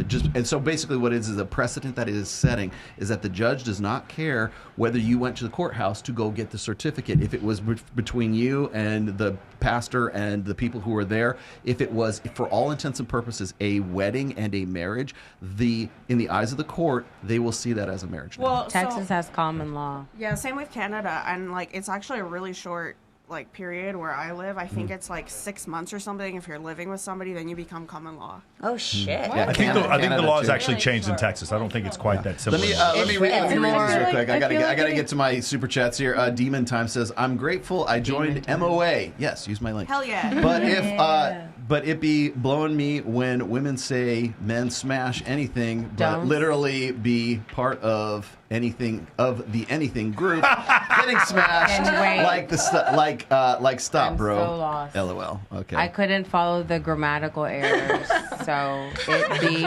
can we do a MOA? And thank you for this, Lewis. spelling Lewis and says this. He says grammar you class? cannot value devalued goods. You got okay? Yeah, I got a few from Siege D. Vicious Wolf is back. Yes. Siege's favorite Access Vegas girl. Also, we've got Debrava, who's based in New York from Culture Club USA, and her members. So they've joined us. A bunch of people have they rate us, if that makes any sense. Nice. Also, DC. 210, like 20 euros. Happy belated birthday, Rollo. Michael, thank you. You are invited to a cookout for the Red Pill Truth Bombs for bringing Janelle Monáe with that hat. She needed to come more often and has a distinct soothing voice. Janelle Monáe. Oh, wow. I've never gotten Janelle. That's awesome. I got this one from the AV from Access Vegas. Keep Bella laughing and bouncing, please. That's fine. My girlfriend and I are constantly like, Bella, doesn't she seem like she's on Molly, about to have an orgasm like anytime we're talking? Okay, here we go. Rishant with the 400. Is that what is this? Yen or 400? I can't tell what that is. 400 rupees. Yes. Happy birthday, Rollo. Question for the ladies: what do you bring to the table for your dream man or husband in return, God, I hate which that. he cannot I hate outsource? this question. Okay. Example: I'll go cooking, first cleaning as a can all be wife. outsourced. Girls, hang on. I got all of us. First off, women don't have to bring something to the table outside of being authentic. If the woman is being herself, she's going to show you love. She's going to show you nurture. She's going to show you support. She's going to show you the things that you need as a man to go out and be a better you every day. A woman does not have to bring financial stability. She doesn't have to bring big tits and a fat ass. She has to bring care. That's what women is supposed to be. Yeah. We're supposed to be soft. And if you want anything else other than that, then go and maybe swing both ways. The way I was raised, so they have this like I'm actually gonna send you to like the video, but it's a European woman versus an American woman, and like I was raised by like a European family, and the way like we're raised in because European is the way we're raised is that we take care of the man, we cook, we clean, we take care of them. That's it. We ask if they're okay. Yes, we do all that and provide, and we're their biggest support system, and that's how I was raised. I agree with that. Yeah, that sounds great. Yeah. Well, That's it awesome. goes back to the But thing it also of the you man also being sound the like leader. you sound like a misogynist for saying that, though. Go ahead. It goes back to the thing of It's the not man misogyny, leading. though. Thank you. It's not. Okay, so this is my problem. Okay, in society, we're at this pivotal point in America. If you go and you look at societies over history that have failed, they go through a point where sexuality becomes a ghost, essentially. There's no real, you don't know if women are straight, gay, bi, all of this. This is only existing in America. Confusion. Literally. Yes, if you go and you look at societies over time before their downfall, there is a point where there's no identity You're of talking the about sexes. like Emperor Like Caligula the Roman in Empire. Rome. You go and you, exactly. going, yeah. So if you go and you look at that, so when you have a woman who identifies within her feminine traits, feminine and masculine are never toxic. Those are both pure traits. You can be a toxic woman and a toxic man. When you want a woman to say, well, what do you bring to the table? And then she comes back, well, what do you bring to the table as the man? Then you're saying she's being a combative woman.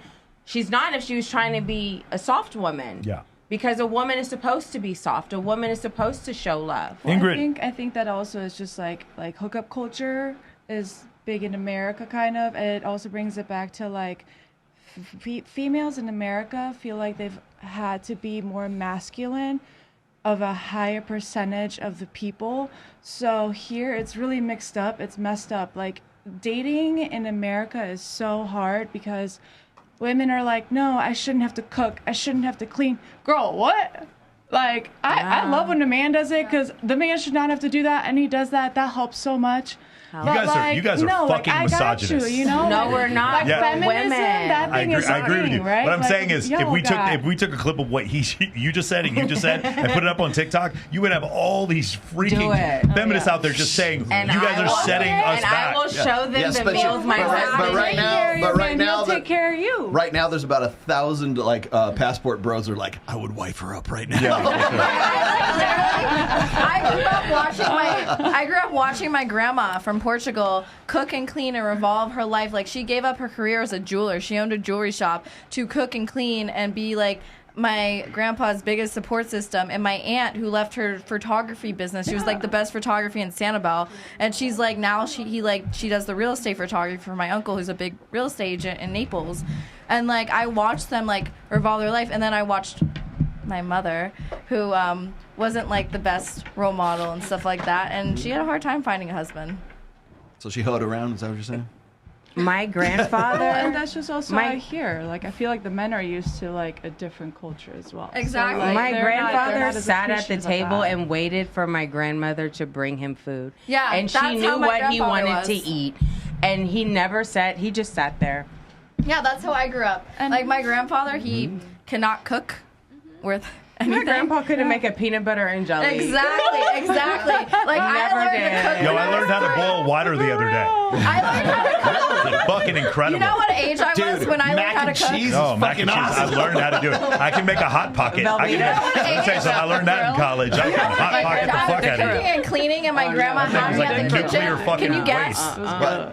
I was 4 years old, cooking and cleaning. My grandma had me in the kitchen cooking and cleaning. What did you Washing greens. Exactly. Oh my gosh. My mom would have me wash my dishes twice. I would dread it. She'd be like, this right here? I'm like, what? I don't use a dishwasher. God, no. I don't Okay, either. No, neither does my grandma. All right, here we go. Rashad has another one. These girls will wait till they're 30 plus and then cry when men choose younger women or cheat on them with younger women. They simply don't know what men want. That's why shows like this are important. Feminism is indoctrination. What do you guys think about that concept? Feminist. I'm not a feminist. I am so against it. I'm anti. Forget the last part. What about the first part? What about the concept of like when you wait till you're 30, you do have a little bit more competition? I've been engaged. I was engaged when I was 26, and if you were to look at that dude, he's an anesthesiologist. He owns, at this point now, he owns about 26 practices in Florida. He's a big investor. He's also in hotels. So did I miss a little bit? If you go and look at my husband now if we're going on paper, about the same. Actually, my husband's probably more.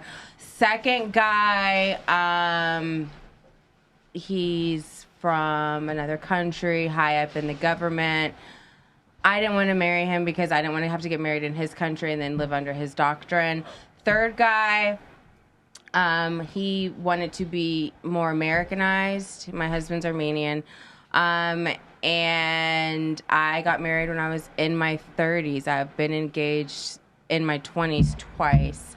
So we got it from you. My point is, in general, can you see women probably having some issues with this? No. If the woman, no, because in your 20s, you're going to come across that guy that you're going to be like, ooh, I'm still friends with him. Wait a second. So what you're saying is the women in their 30s don't have to worry about it because the women in their 20s are so slutty that they're just running around from dude to dude and have no intention of settling down. So the guys have. Okay, I understand what you're saying. I kind of agree. No, it's not that it's that when. Okay, well, if you're a bad bitch, if you're a bad bitch and you bring a lot to the table, I'm not even just like, my dudes don't cook, don't clean, don't do it. If they don't want to do that, I do it all. And I also bring money to the table. There's no so I'm not for even just a mouth you're feeding. I can feed myself and you. And when I was with my ex, we're still good friends. He's still friends with my family. I love him. He just had his first child. He's married. I just knew long term I wouldn't have been happy with him in my 20s. So there's one other thing we want to talk about here. I'm debating on tomorrow the moon landing. Did anybody here believe in the moon landing? Oh, anybody or not believe in the moon landing? I believed in the set. I believe in the set. set was well, the moon epic. landing actually happened. The moon landing was in July of 1969. It was in 1969. I'm kidding. Do you guys know what was in April of 1969? Does anyone have a guess? Woodstock. Huh? April of 1969? TV. The first TV. Huh? TV. The first TV was in April of 69. And you got pictures of the moon in the same Don't year. listen to me. I'm not. Anything else that happened in April of 69? You didn't think I had a Anyone? brain, did you? Anybody else? April of 69. April of 69. Okay. What's going on? Like, what's the fashion? Like, where are we? And the fashion, Are we bell bottoms? Have we gone to disco? Well, it was actually Rollo's birthday of April of 1969, and so I want you guys to turn back around, and I want you to go ahead and sing him. Ready? On the count of three, start singing. Happy birthday to you. Happy birthday to you.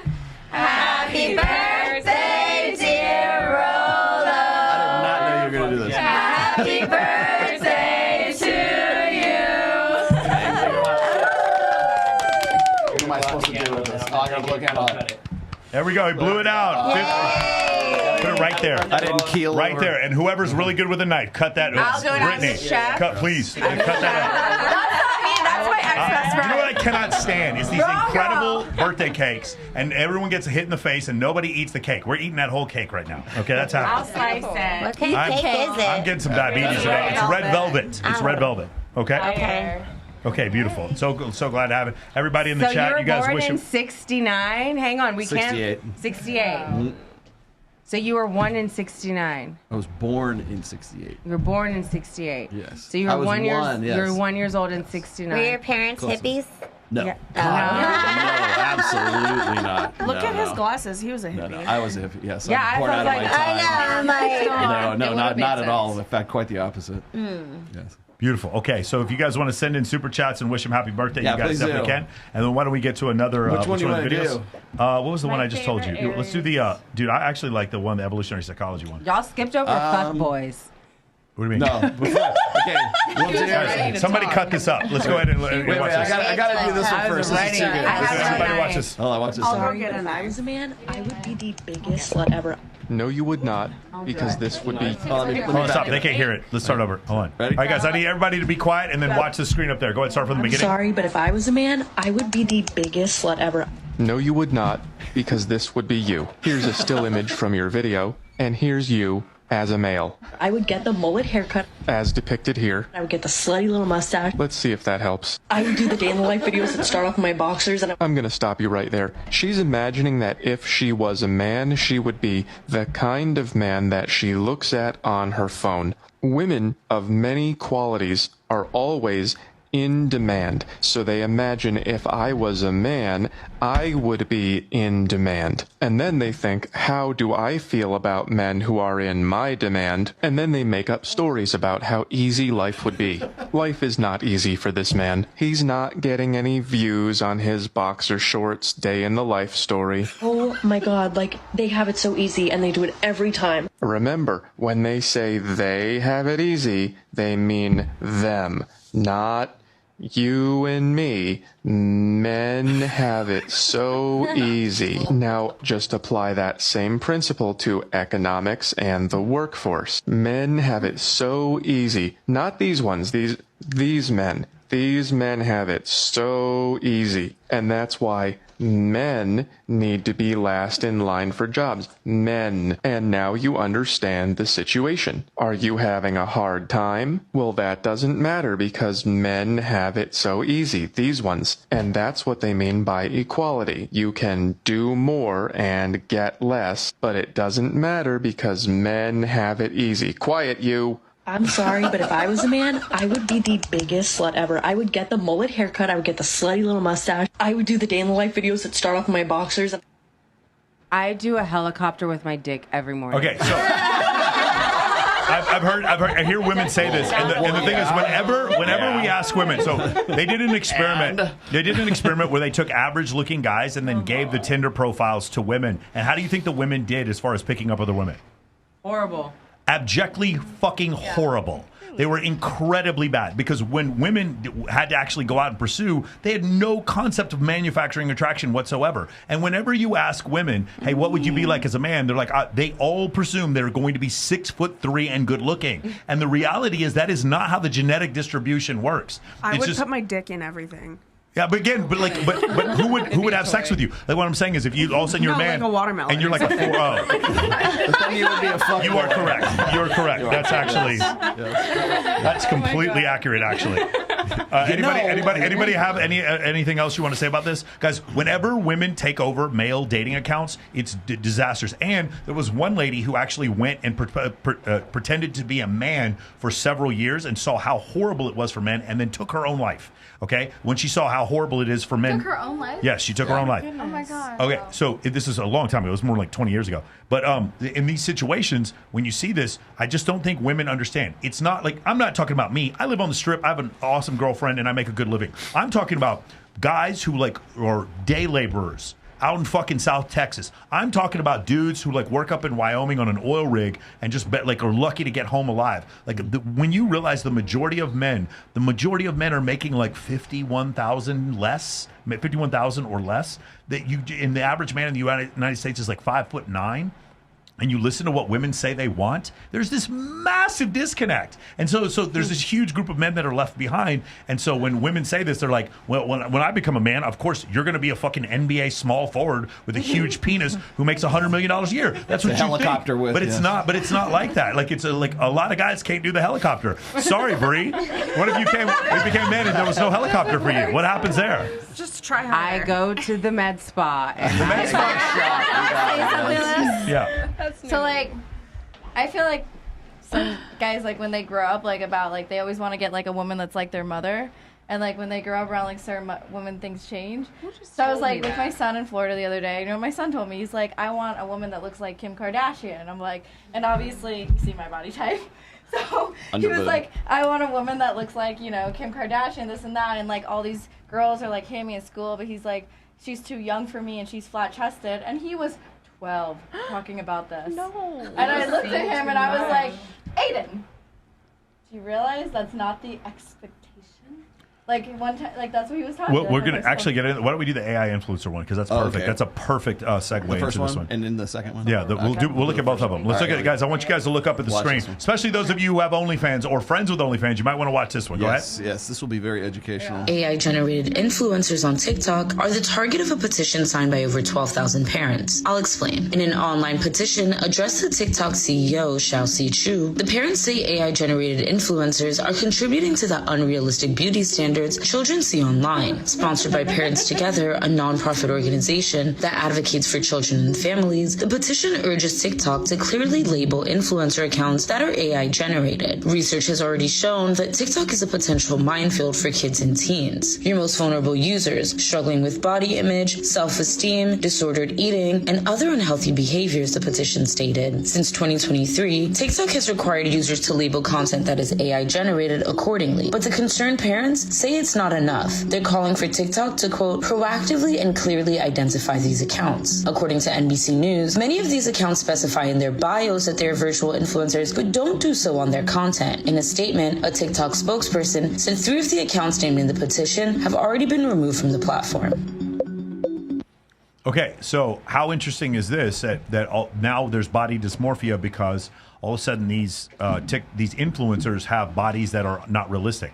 So now, like you said before, like again, anybody want to guess what state in the union has the most women with breast implants? Anybody? Florida. California. I was going to say California. It's a trick question. What California. where were they invented? Vegas. Anyone know? Cali. They were invented at the Southwest Texas Medical Center Texas? in Houston, Texas, in 1974. The biggest medical center in the world. Yes, that's where the first time that you guys can watch the movie Breast Man. And I grew up in Texas. I grew up in Texas. So, all the women in Texas, but the boobs in Texas don't look fake.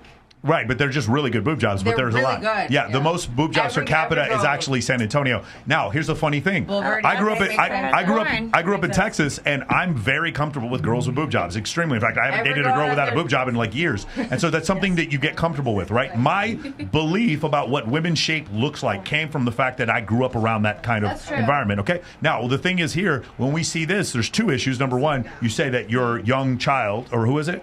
Who was it saying? Yeah, my son. Your son grew up around models and said this girl's too unattractive, and he's saying this at 12 years old, right? That's the first problem, and the second problem is if you have an OnlyFans, you're about to get fucking replaced. You might want to take a look because this is. I don't have one, so. I understand what you're saying, but like there's going to be a problem because a lot of these influencers are making so much money. Can you play the second one? Yeah, and there's a male usually behind it. Oh, of course. Yeah. All those. This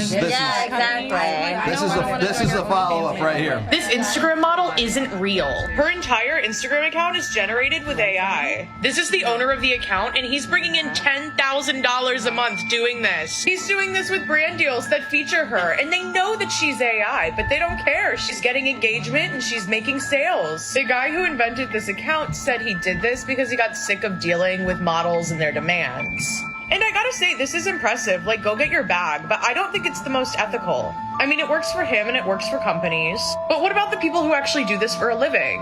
The entertainment industry is known for treating their people like but, you know, if it's an AI product, they don't know any different. And I feel like these, like, crazy demands that these influencers have might not be that crazy, actually. They might be crazy, some of them, but not all of them. And something similar to this is actually the whole reason why the actors are on strike. It's just wild that he found a way to take models out of modeling. And this begs the question, what's next? And he's not a manager, he is the product, so he gets to keep all of the profit. It's a little sad because say what you want about influencers, but, like, it is a job, and it's like, how are Instagram models supposed to compete with this? And like influencers that are trying to, you know, get brand deals, sell products. Models already have a really short shelf life, and this is not helping. I don't know about you, but I like real humans. If you like my content, follow my TikTok, Instagram, and YouTube for more. It really helps when you interact. Cool. Brittany, what do you think? I actually got an offer, and I'm good, thank you. And my man, who's like manages like my Instagram, everything gets approved for him.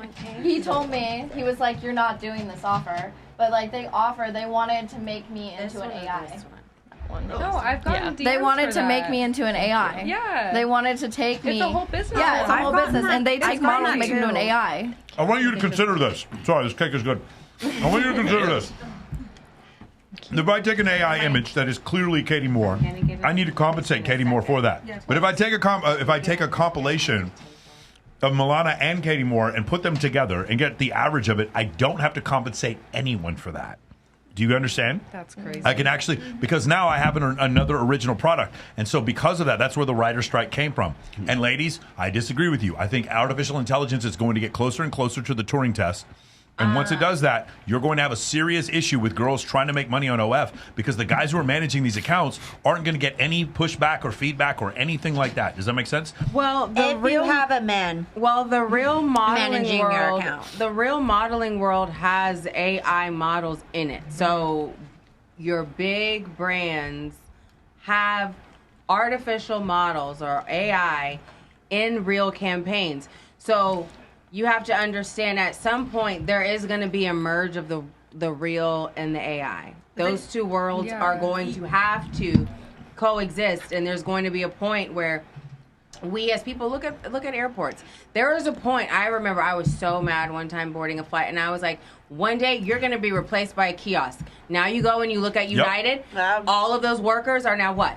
Kiosks. Now there's more kiosks than there are people because what? People aren't, you aren't offering more than what someone else can create digitally. Yeah.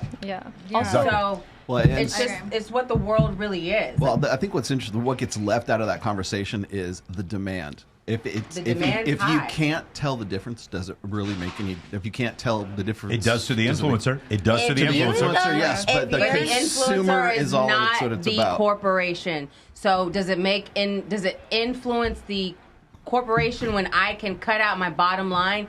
No, I would much rather pay a robot $30,000 to do the same thing that one person would do. I'd buy it one time, and I'm talking in the chef world now. So I would put a robot in my facility. This robot is going to replace your Starbucks barista that's making $33,000 a year. It's going to cost me one-time fee, $33,000. My maintenance over 10 years is maybe $7,000. I'm going to do that. No, that's why California Over the Pizza person. Kitchen has all those like robot little things Go that and look serve at everybody. it's a thing now. I'm gonna go. They don't have barely any employees in there. If you No. ever walk It's into like- California Pizza Kitchen Yeah. now, it's literally those little robo things. It's like self-checkout at a grocery store. Self-checkout is It crazy. ran into me one time. Like, do I get a discount? I mean, there's a functional difference between automation and AI. Okay, so what we're looking at here, the reason why she's all upset about this, but that some guy made something that was believable enough that guys will still stroke off to it because Right. it serves Don't the they purpose, stroke off right? to cartoons though? Well, Aren't that's there like cartoon reports? well, but yes, there are. But the thing is that the thing You is can tell that, the difference. At some point, you won't be able to tell Yeah, the but difference. see, that's niche, right? That's like a fetish, okay? Right. As opposed to this looks almost like a real chick, and she'll But do girls exactly are what I going want her and to do. face tuning the fuck out of themselves, course. and that's not even themselves anymore. So what's the difference? What I'm saying is You know? it's not about the supply, it's about the demand. It's Exactly. the guys who if those guys, that should tell you something about your followers. I hate to put it on you, but that should tell you something about the guys who follow you on a regular basis on OnlyFans or whatever they're paying for you on in a sexual nature. Is they'll stroke off to your feet pictures, but they'll also stroke off to AI generated feet pictures just as I'm not well. gonna lie, the amount of times I've been to a gig and someone's told me, like, you guys have probably had this, oh, you look like your pics. Like, a lot of girls, like, edit All the the picture. time, No. no. Yeah. They're like, oh my Yeah. god, you actually look like your Yeah. pics. No, it's a huge Or you look problem better here in than. Vegas. Yeah. They tell me I'm ugly in person, so I wah, wah, Yeah. wah. I mean, I think it Domo helps looks raise the exactly like value all of on her like pics. human connection as well. I don't right? edit usually. When they want the human connection. Like, it makes but if everyone a start man's realizing- beating in the corner or in his mom's basement, is there ever Yeah. any human connection? He's not even. Well, that's why. That's the only thing that only. Yeah, that's well, true. I mean, until they can figure out something like AI can figure out how to make that personal connection. Oh, no, they are. Well, Like- probably, which will come. By the way, they're doing like Corey E has a Hey Gen, and they're like making every time they have a new a client jumps on and subscribes, he goes, "Hey John, great to see you," blah blah blah, and it's her talking, but she has nothing to do with it. They're just doing an AI generated thing. I know some guys You that saw are doing. the Saudi robot No. flirting with the girl. No, I didn't. What? Okay, so there's a Saudi robot, and he's in full get up, and the commentator that was at something they were doing, she was gorgeous, like stunning, and the robot started flirting with her.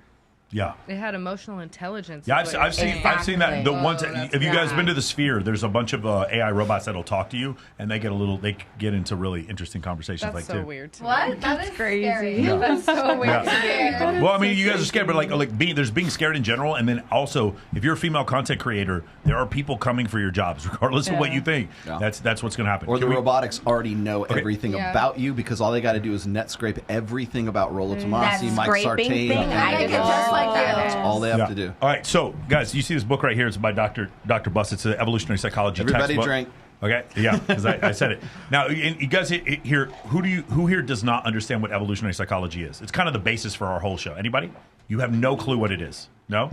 Okay, it's a concept that Darwinian natural selection also applies to your brain, which is something we didn't really believe before the 1960s, 1970s. We thought that the brain and everything up here was almost like divined by God, and everything below us just happened to look like an ape, but that was just an accident.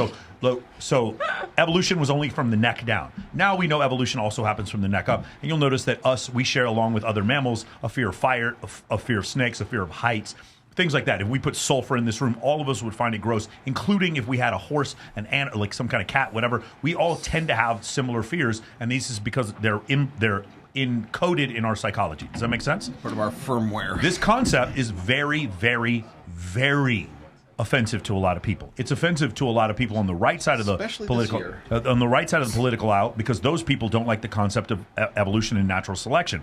And it's very controversial and offensive to people on the left side of the aisle because it describes innate gender differences. Whoa. You with me? So evolutionary psychology is hated by both sides of the aisle because it's true, and it's probably the most true and testable form of psychology that there is, which is why the reason we talk about it all the time on the show. And we have a lady here who's a PhD, who she's going to describe what she thinks of evolutionary psychology. Okay, I have to call BS on generally things called evolutionary psychology, because most of what's called that is just backwards rationalizing beliefs people have that are usually based in patriarchal, sexist, and racist ideas and understandings. For example, the idea that women are just biologically more suited to being in the home and taking care of the children, and therefore they should do the things that they're more biologically and their brains are different. They're designed more for those things. If we lived in a feminine version of patriarchy, and I'm not going to say matriarchy because matriarchies haven't tended to work like patriarchy does, but let's say it was like a patriarchy but with women in charge, then the logic would go something like this. Men are physically stronger, which is how we know that they're suited to manual labor instead of intellectual labor. Women, having less muscle, they spend that energy instead on brain. So they're more intellectual, they're smarter, they're better at, executive tasks. Men are really designed to be the lower class and to be used as physical labor. She's weird. It's absolutely equally bullshit in either direction. But what happens is the dominant power system rationalizes backwards the inevitability of its power in order to justify the way it subjugates other people. So anytime you hear things couched in these terms, like it's just sort of how we're built evolutionarily because women had to stay and have one partner to find a protector for the babies, but men spread their seed. There's a whole other story which some researchers have come up with that's exactly the opposite. And there's some indication with cave people, I don't remember what the evidence is, but basically that the females would have sex with as many men as possible because no man would know which babies was his. So she would get the protection of the most men by having the most men having had sex with her and maybe thinking the babies are his. Right, so this is like, you can tell the story 1,000 different ways, and none of this is actually proven evolutionarily or otherwise. So evolutionary psychology is usually just BS rationalization. Don't buy into it, and definitely don't spout it. She has a better fade than most men. For sure. So let's go over a couple things. That's the girl from the first video you showed me. Let's go over a couple things. That's the girlfriend, isn't it? Number one, her part about women wanting multiple sexual partners, that comes from a book called Sex at Dawn, which has been totally debunked. Nothing in that book is based in science whatsoever. Number two, she said, because women were like this, then they should. Do you want to know what they never talk about in evolutionary psychology? Should. Ever. They never say you should do shit. They talk about the fact that murder oftentimes comes from men having jealousy against other men over having sex with their female partner. Right. That doesn't mean they should. By saying what she's saying, it is tantamount to me being an oncologist, telling someone they have stage 4 pancreatic cancer, and then you being like, why are you attacking this person? No, I am stating a fact. There's a difference between normative and descriptive. What evolutionary psychology is, it is a description of the innate differences between men and women. Evolutionary psychology when it comes to dating, and when it comes to mating. And by the way, Lita Cosmides and Cindy Meston are female evolutionary psychologists who apparently are promoting the same patriarchal idea. Nothing she said is true. Easily debunked. And I invite her, come on my show, and we will go step by step. The last one, they talk about things and they're not provable. Not provable. There was a 37 culture study in 1989. They took 37 cultures that had nothing to do with each other, no radio, television, or film, and they found in all these cultures, men were more interested in casual sex than women. Crazy. Women tended to want men who were taller than them. Women were more interested in resource acquisition in all of these cultures than women were. And remember, these people who live in the Andes and these people who live in Iraq, they have nothing to do with each other. but they still found the same things. Men all wanted a 0.72 hip to waist ratio. Does anyone want to guess what the most fertile hip to waist ratio is? It's the one that men wanted, and when they had blind men who had no cultural adaptation or whatever, meaning like they'd never seen a fat person or a skinny person, they would haptically have them describe the perfect hip to waist ratio, and it was still 0.72, so she is incorrect. It has been proven. It is the hardest psychology that there is. There is so much testicle proof. There's evolutionary psychology talks about a parental investment hypothesis, which in every two gender species, the gender that has the most to lose or has the most to invest in the child is the more pickier of the two genders. We don't see it. It is a completely falsifiable theory, and it has never been falsified. Does that make sense? She's still stuck in her intersectional She feminism. even said at one point, she said something about the dominant species, and I was like, well, you just basically said right before, you said the one, she never stated who in her mindset was the dominant. Well, obviously, you mean it's men. She's talking about a patriarchy. Yeah. Let me see if I can debunk this really quickly. You don't even need evolutionary psychology to debunk everything she said. You need evolutionary biology. Sure. Because you just need common here we go. sense. Sex differences that suggest men were designed or evolved for combat. Greater upper body strength, taller bodies, heavier bodies, higher basal metabolic rate, faster reaction times, thicker bones in the jaw, so you can take it on the These chin. are not theories. These are things we can see. These are provable facts. These are provable facts. Faster mental rotation of spatial visualization, more accurate throwing of objects, more accurate blocking of thrown objects, more interest in practice of combat skills, stronger bones, greater density or bone density, specifically in the arms, easier heat dissipation, more hemoglobin in the blood, higher muscle to fat ratio, larger hearts, higher systolic blood pressure, broader shoulders enabling efficient weapon use, larger sweat capacity, larger circulating blood volume, greater resistance to dehydration, tolerance for risk and dangerous activities, faster sensory frame shifting, thicker skin, larger lung capacity, and greater use of physical and homicidal aggression. All biological facts. So are they designed now? Twice a week. No one is saying they're designed for manual labor. They're designed to kill motherfuckers. Okay, that's what it is. But here's the issue: when she said in her patriarchy that was for women, she said, well, obviously because men were more physically strong, then they were due for labor, and that women were for more executive jobs. So the way you would test that,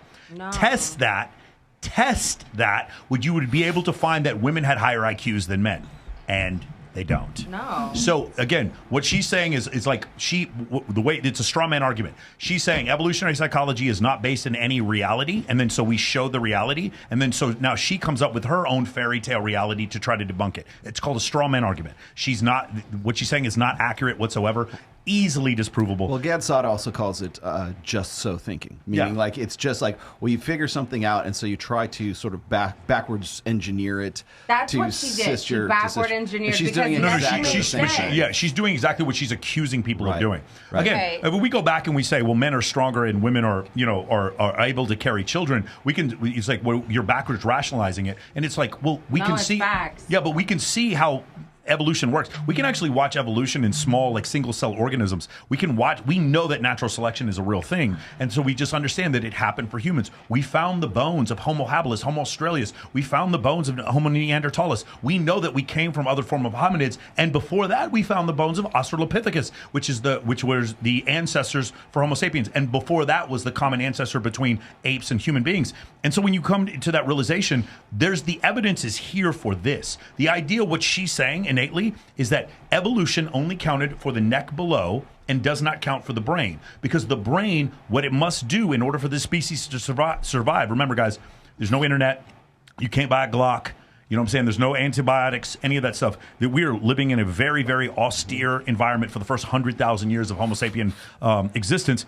And in those cases, you would have defined gender roles because survival would be easier in that case, right? It's division of labor is what it comes It doesn't mean there has to be, and no one in evolutionary psychology ever says You should do this. If you want to be a bad bitch and fucking make millions of dollars, there's no text in evolutionary psychology that says that you can't do that. But it can describe what we did. Evolutionary psychology is a description of what is and not what ought. You know, and so that's the difference. Is Bree brought this up earlier about how there is sort of the masculine and then there's the feminine, right? Then those are just sort of like innate, like conventional, like understandings that we have as human beings, right?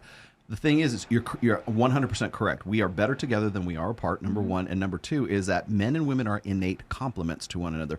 Here we go again. I don't need evolutionary psychology to prove her wrong. All I have to do is have fMRI scans that show the synapses between men's brains and women's brains. And when you lay them on top of each other, they're the perfect complement. Women tend to be more focused on communication. They tend to have larger vocabularies. They tend to like text more. They tend to enjoy conversation more, whereas men are more. Women are interested in people, and men are interested in things, more or less. And if you take those two brain scans and you put them on top of each other, they perfectly complement each other when they come together.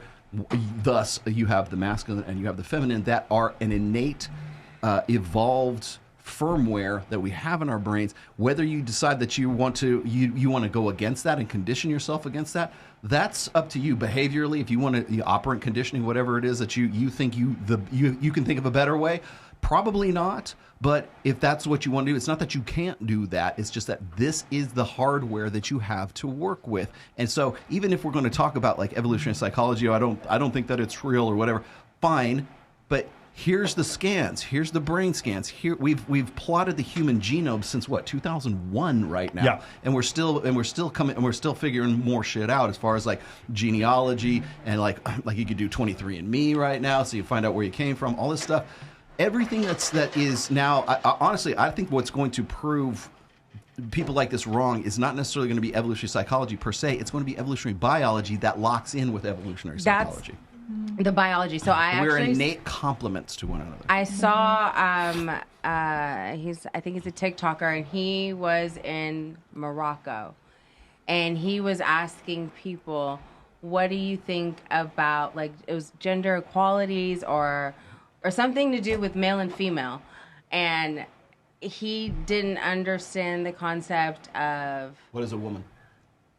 It was what is a man and what is a woman. It was Matt Walsh, yeah. And everyone in Morocco said, well, I'm a man, she's a woman. They didn't understand the concept of us saying, well, I'm a whatever. I don't identify as a woman. And in other cultures, this is only something that's going on in America. When you go and you travel abroad, you will see that no one has the forefrontal issues in society and politics like America. The things that are going on here are not going on in any other country. And when they ask people, what makes a man and what makes a woman, or are you a man, are you a woman, or do you identify as a man or a woman, or what are your pronouns? That's what the question was. Yeah, right. What are your pronouns? Didn't understand the question. They did not understand the question. Yeah, because and fundamentally it comes back to this, is that we just have decided somewhere along the line that we are separating sex from gender.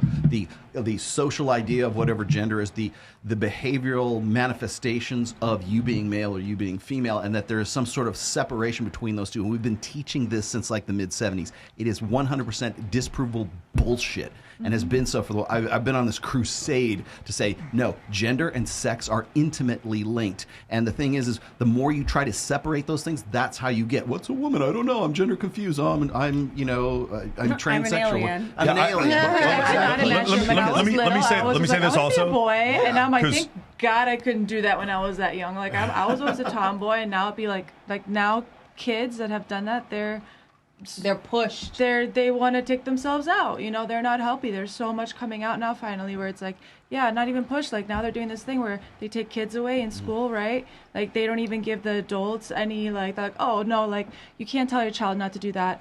That's gonna hurt. The child is raised by Washington and California now. Yeah. My kid tells me he wants to be a cat. I'm gonna be like, okay. Sit at the table. All right, so I want to make a clear distinction When I here. grow up, I want to be a dinosaur. Then you get out of my house and you go outside and sleep outside. Let me make a clear distinction here. What you guys are talking about, the derivative conversation where we're talking about gender studies and body dysmorphia and stuff like that, or gender dysmorphia, I understand the discussion, but evolutionary psychology, I want to make sure this is absolutely clear. There is no prescription for anyone becoming trans or not becoming trans in evolutionary psychology. Absolutely none. Evolutionary psychology does not tell you what you should do. It tells you what you should do the same amount that mathematics tells you what you should do or astronomy tells you what you should do. These are descriptive sciences. And she has a problem with that because the conclusions that we come up with, or shouldn't say we, I'm not an evolutionary psychologist, but the conclusions that are derived from evolutionary psychology do not, and they provably do not, fall in line with her narrative. And her narrative is men and women are innately equal. It's just men, because they're stronger, have taken over and created a patriarchy, and none of the rest of it is true. Mentally, we're all exactly the same. And we know factually that's just not the case. She didn't provide any evidence to support what she's saying, and I invite her, come on the show if you guys want to do that. But you're gonna tell me how you feel, and I'm going to continue to give you studies that you say don't exist. Guarantee you, if she got fucked good by the right guy one time, her whole Fuck that animals have like a male and a female. Fuck that attitude right out of you. Exactly. Like, girl, calm down. You just get bent over one time. Just one time. Stop being so stuck up. Oh, okay. That one. Okay. This goes back to being digmatized, right? Okay. We all have been digmatized. Can everybody come this way? Come around closer to us real quick. Awesome. Let's go ahead and... That's sad. Go ahead, I Brittany. have something to say. Like, as you know, you probably researched me. I had a sister. She was like, we were twins. She self-deleted. She took her own life. Unalive. Yeah, and I feel like everyone thought because she was like pretty, this and that, like she didn't need anyone to like talk to, and she really needed stuff. And we were going through a lot. We were touched as kids. Like, our mom was a big stage mom, and we went through like a lot of stuff, and it was really hard on her. And I feel bad because I couldn't be there for her because at the time I had my son, and like I was the only person we talked to because we were best friends. And to this day, like I feel like it's my fault that she. It's not. No, it's definitely not your fault. And like that really like touches home to me because of like that's why I preach like, like I preach like depression, stuff like that, because like it touches home to me, like the whole thing, because she was sick. She was a manic depression. She was sick. And well, you never know what somebody's going through. Yeah. You put on a happy face. Yeah, she put on she was the happiest person in the world. If you met her today, like you would never know. And yeah, and I found her. That was the hardest thing. Anybody else have any original thoughts from this? Okay, so I'll tell you. Oh, you have one? Well, go ahead, Vicious. Yeah, go ahead, Bree and Vicious. Go Vicious. I was just gonna say it's like super sad that like people just like care about like materialistic things, but at the same time, it's like what really matters is just like human compassion and like just being there. Like being there. Yeah, exactly. It's just like how I don't know. It just shows like how heartless people are. Kind of. Bree, what do you think? When it comes to, I think society's norm of the invisible person, meaning you see the problem of the person's life and you don't want to take the impact, so you put a film over it. You don't see it, so no one even saw anxiety or depression in the biggest letters on there. They just saw money, and that's what. It's sad but that's what we're programmed to be. Like, not everyone, but that is like the norm. And some people like I deal with. I have my youngest sister. She had Asperger's growing up, which is a form of autism, and she's the coolest person in the freaking world. Like, she's my best friend. But growing up, she was socially awkward, and it was hard for her to interact with people because she didn't know the norm of others, and it would impact her and make her feel depressed and make her feel sad. And when you see that, you realize, like, okay, you have to have compassion for people. You don't know what anyone sitting on the other side of you is going through. Like, yes. think if that was me in that person's shoes, as opposed to think of myself in my own shoes. And some people, I feel like some people don't wrestle because obviously because we're twins, I have the same genetics as her, and I have manic depression, and I have tried to like do things to myself because of my depression. People don't realize that it's a sickness. Like you can't. It's not like it's, and people don't treat it like a sickness. It's a neurochemical thing. It's a neurochemical thing. Yeah, for some people, yeah, you're right. Absolutely. And like they don't understand. They think they they think cancer is sickness, this and that, but we overlook depression and anxiety. No, and it's definitely like therapy is, I think, the most undersought skill set. And it's so expensive. We're gonna go. Okay, so here's the thing. It was actually Kylie who wanted me to post that because she thought it was interesting. And I do appreciate the fact that we're having this conversation. And I think it's important to have this conversation because there's a difference. I do think a lot of people think they're depressed when really they need to go accomplish a goal. And some people actually do have a neurological disorder that causes them to consistently feel massive amounts of cortisol. And so they're depressed. Like they're actually depressed and there's nothing they can do about it. And if you lose a family member, you're depressed for a little while, but that's not depression. That's not clinical depression. Well, there's neurological issues, and then there's trauma-based issues. Yeah, that can create that. Now, that being said, I think that whole video was bullshit. I absolutely think people came up and talked to him. I think they edited that shit out. Just about to say. Kudos to him for making a viral video. I also think people turned around free money and was like, this guy's a fucking weirdo. I'm not going to talk. I think when he had the sign out here, they probably thought it was like fake money. But forget if it was fake money. And when he's holding the thing out like this, he's just crying for attention. So I'm going to go up to him in front of a bunch of people about some other dude that I know, dude that I don't know. Filming him and there's some guy filming him too. Like when you see that, it is normal. It is a normal behavior for you to walk around somebody doing that. A lot of people don't want to be on camera like that on the street too. And I will bet you more people than not didn't take the free money. I'll bet you that's the case. Yes, exactly my point. $10 on there. I understand. He would have been the film that I was speaking of. Like I wouldn't have seen because he's an attention seeker. So while I do appreciate the discussion about mental health, the purpose of that video was to go viral. Yes. That's all I'm saying. And I'm saying know what you're seeing. Everything is content. It's fine when you're being sold, but just know when you're being sold. Does that make sense? Yeah. I'm just saying that. Know when you're being sold. Are people shallow? Yeah, they're pretty shallow. But if any one of my guy friends came to me and said, hey, man, I'm dealing with something. Can you help me out? I'm going to say yes. This idea that I wouldn't because I like money is fucking crazy. I don't know this guy. I think it would be kind of weird. And most people don't like to go up to strangers, especially in like New York. People don't want to. Oh, that was probably, those were British pounds. So he's probably in London. But they're still not going up to you in London. Yeah, exactly. In London, people do not want to be bothered. Yeah. Shanked in London. Which one? Yeah. Oh, no, Jamie. Jamie first? Yeah. Okay. All right, guys.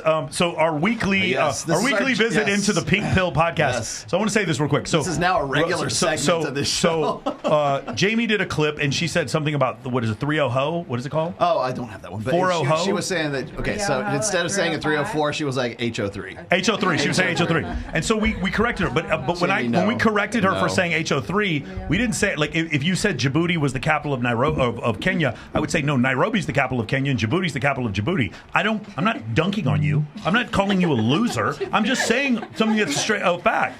It's like it's one of these things. And so she said something that was wrong and was like, "Hey, this is not actually how." No, at no point, guys. Did go she get on. Like offended? Yes, guys. And this is the other thing. I would never recommend anybody not go on Pink Pill podcast. You guys want to go on Pink Pill? Jamie, I'll give you as many guests as you want. And me and Rollo, we love you, which is why this is so. I know.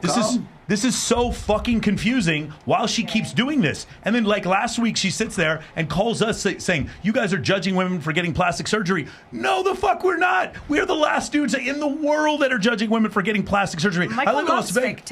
I live in Las Vegas for Actually, no. First time I met you, Mike, you said, you don't have your tits done yet or something like No, that was not me. I guarantee you that was one not me. of the guys with you. Yes, maybe one of the guys would be. I guarantee you. Well, I would have never said that to somebody.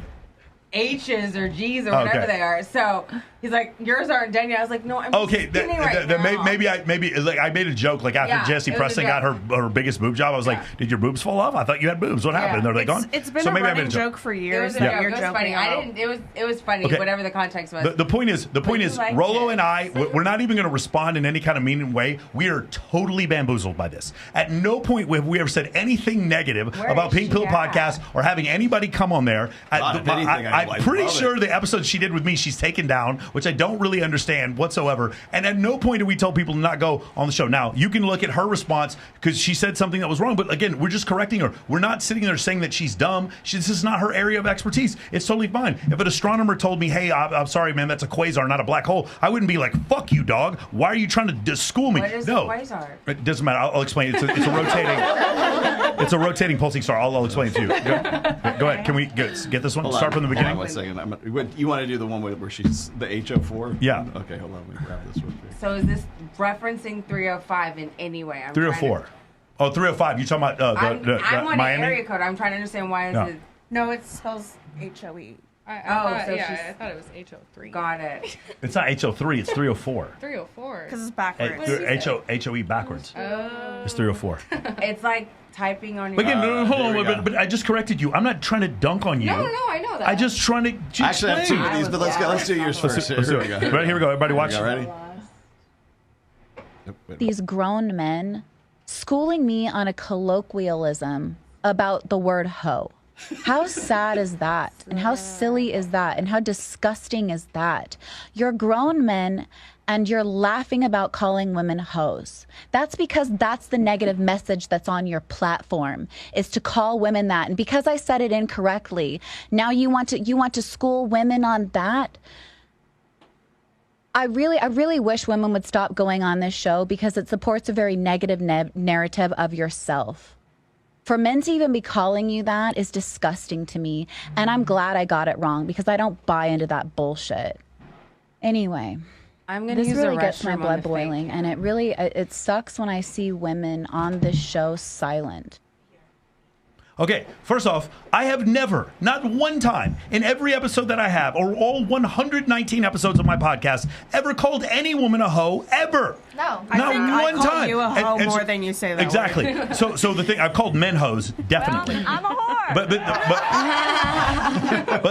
the point I'm trying to make is, like, I am utterly bamboozled by Where's this. it coming from? I don't know. I don't understand. This is and she does directed this. to your show? Oh, and she tagged us in it. And not only this, we're getting one every week. Every week. Every week we're getting one. So and we're she's just using you guys for clout. Free clout. I mean, maybe, but my point is, it's Jamie, a total. please, you're invited. You just come on the there. show, Jamie. I just don't understand, like, why. Like, there's no one. There's no one you're gonna put me across from. I don't give a shit who it is. I'm gonna prepare. There's no one you're gonna put across from me, and it's gonna embarrass me. There's period. so many things I want to say right now. There isn't. There isn't. There's no one because I'm just gonna prepare. There's no one I'm afraid to debate. I was gonna debate Nick F, the guy, the Holocaust denier. Like, I didn't give a shit. There's nobody I wouldn't take on. So I think the best way for you to get your viewpoint across is to come on and have a discussion about your viewpoint. But this is crazy. This is 2 weeks in a row. So let me give you some background to this. Okay, so she was on her own podcast. I don't know who she was interviewing at the time, but it might have. No, I know it was. It was Travis from Sticky Paws. Okay. Was on the show, and she mentioned something. Instead of saying like 304, she said HO3, HO3. which everyone in the chat just burst out in laughter because it's like, no, it's 304, right? And I was like, I almost like HO3 better than 304. Yeah, by the way, that's I good. almost like that one better. Jamie, you should steal HO3 and just like use it. Trademark it. It's trademark it. We don't care. No one on this side of the aisle makes fun of women for getting plastic surgery. We've never called a woman a bitch, a hoe, or anything like that. I just don't understand where the fuck this is coming from. I get it that there are other people that are adjacent to us who have some crazy sayings, but like it's not me, and I just don't understand. Like, go after them. I truly do not understand. I was dumbfounded because she's like, oh yeah, they judge men or judge women for having like breast implants and these impossibly high. I judge women for not having breast implants. Like, are you kidding me? Do you realize I do one of these thumbnails? I do one of these thumbnails every fucking week. Do I have a problem with big breasts? Do you want to know something? No. Like, listen, if you have a 900, huh? Kim K, and she's annoying as fuck. No, well, that's fine. Girl. I'm friends with Jamie Lynn. She's a wonderful That was person. annoying. I'm just super fucking confused by this whole thing. And like, Bella, just to be honest, can I appreciate underboob? Yes, Yes, you see, can appreciate it. I stand vindicated. Convicted. Under boob, top boob, side boob. But that was like All a girl boobs. just Yes. like whining. Everybody for just no flash your boobs reason. right now, so the stream gets banned. listen. Here's the thing. Here's what. She clickbaited you. Tell her Here's you what- need half her money Yeah, right. off that. Here's what I. those numbers. Here's what I'm going to say. I Right. need them If numbers. you're a Drop my woman, name. if you're a woman and you have a 900 body count, I would love to have you on the show. In fact, I'd probably be friends with you and we could go to parties together, but I don't want to marry you. That's the only criticism. If you want to come after me, Is that a criticism or is that a fact for most men? Maybe, but that's most a double people. standard. And me saying that is the closest you're going to get to me calling me a misogynist. I support domestic abuse charities. This is fucking madness, bro. What's This there's is a record of the girl who fucked the most guys in one day. her name's Houston. Yeah. Yeah, and it was like a crazy number. Yeah. It was like 400 or something like that. Yeah. Stop it. Anyway, I'm not even I don't know how we got into that, but my point I is, just thought it was my fun point fact. is, if someone was like that, we would have them on the show because I think it would be interesting, and we wouldn't shame them. Would the audience shame them? Yes, it's a bunch of fucking 13 to 17-year-old kids that are staying up too late past their fucking bedtime and making comments. Michael, you're promoting it. It's just it's But madness to he me. wants to see the videos that 13 Well, and 17. I'll tell you something. It was about like 2 or 3 shows ago, and somebody was. I have said this before, and like whenever I am, describing like dynamics and stuff on this show or my show or whatever, I'm as clinical as I possibly can. I don't put my opinions into stuff. I said, this is just how things are. Right. I connect dots. If you have a problem with the dots I connect, please tell me. If I'm full of shit, I want to know that I'm full of shit.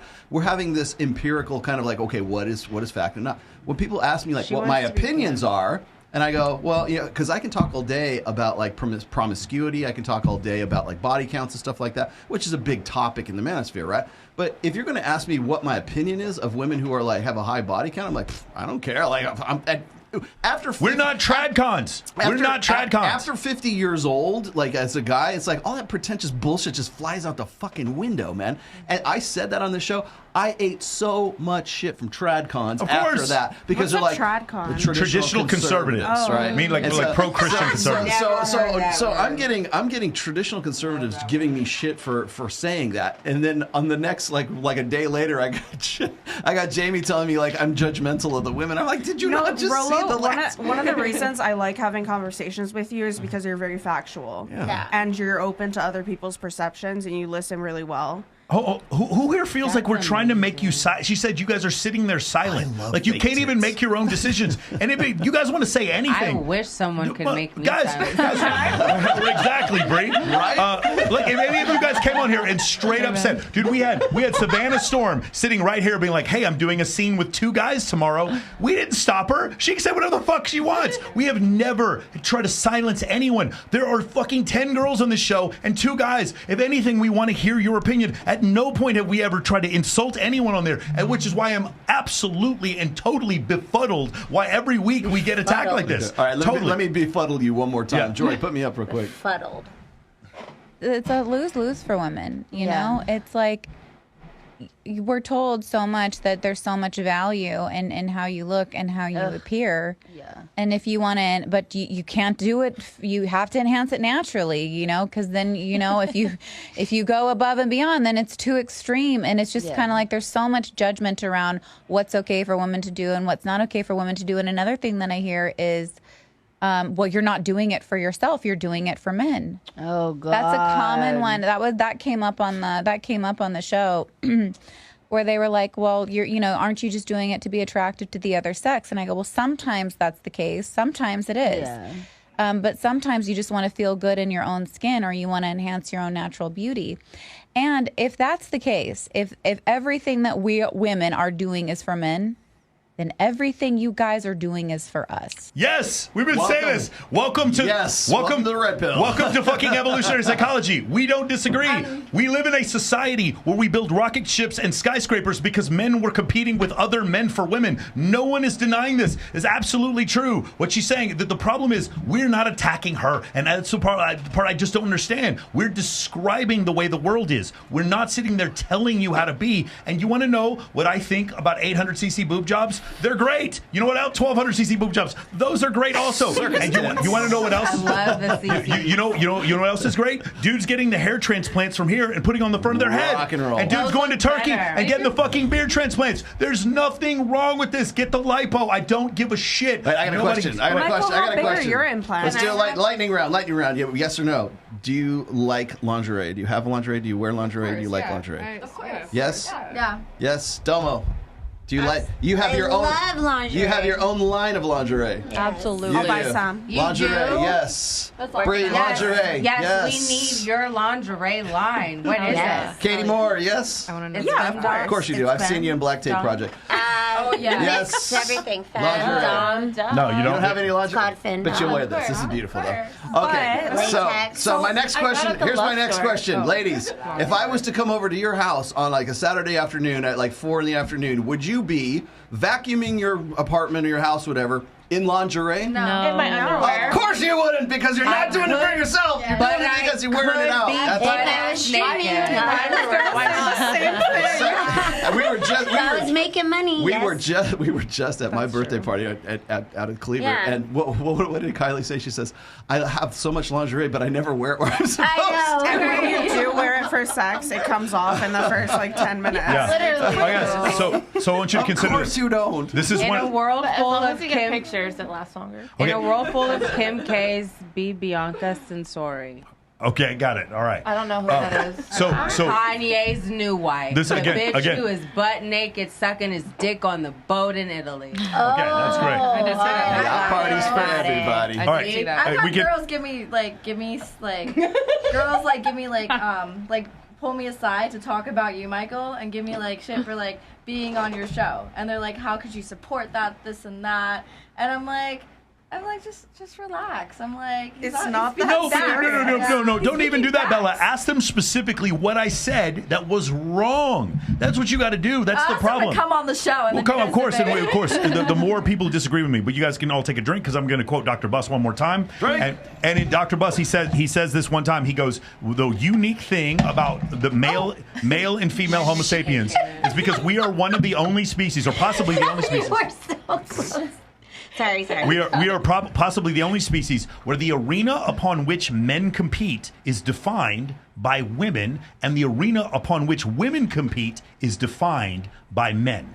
Usually in two-gender species, it's basically men are competing with elephant bull seals or killing each other for access to the women, and then that's it. The women don't have to. The men are not defining anything that the females do because they just have sex with all of them. Same thing with gorillas, lions, tigers, etc. I was going to mention that earlier. Yeah, but in Homo sapiens, we're the only species where men define the arena upon which women compete with each other for, and women define the arena with which men compete with each other for. So she's correct.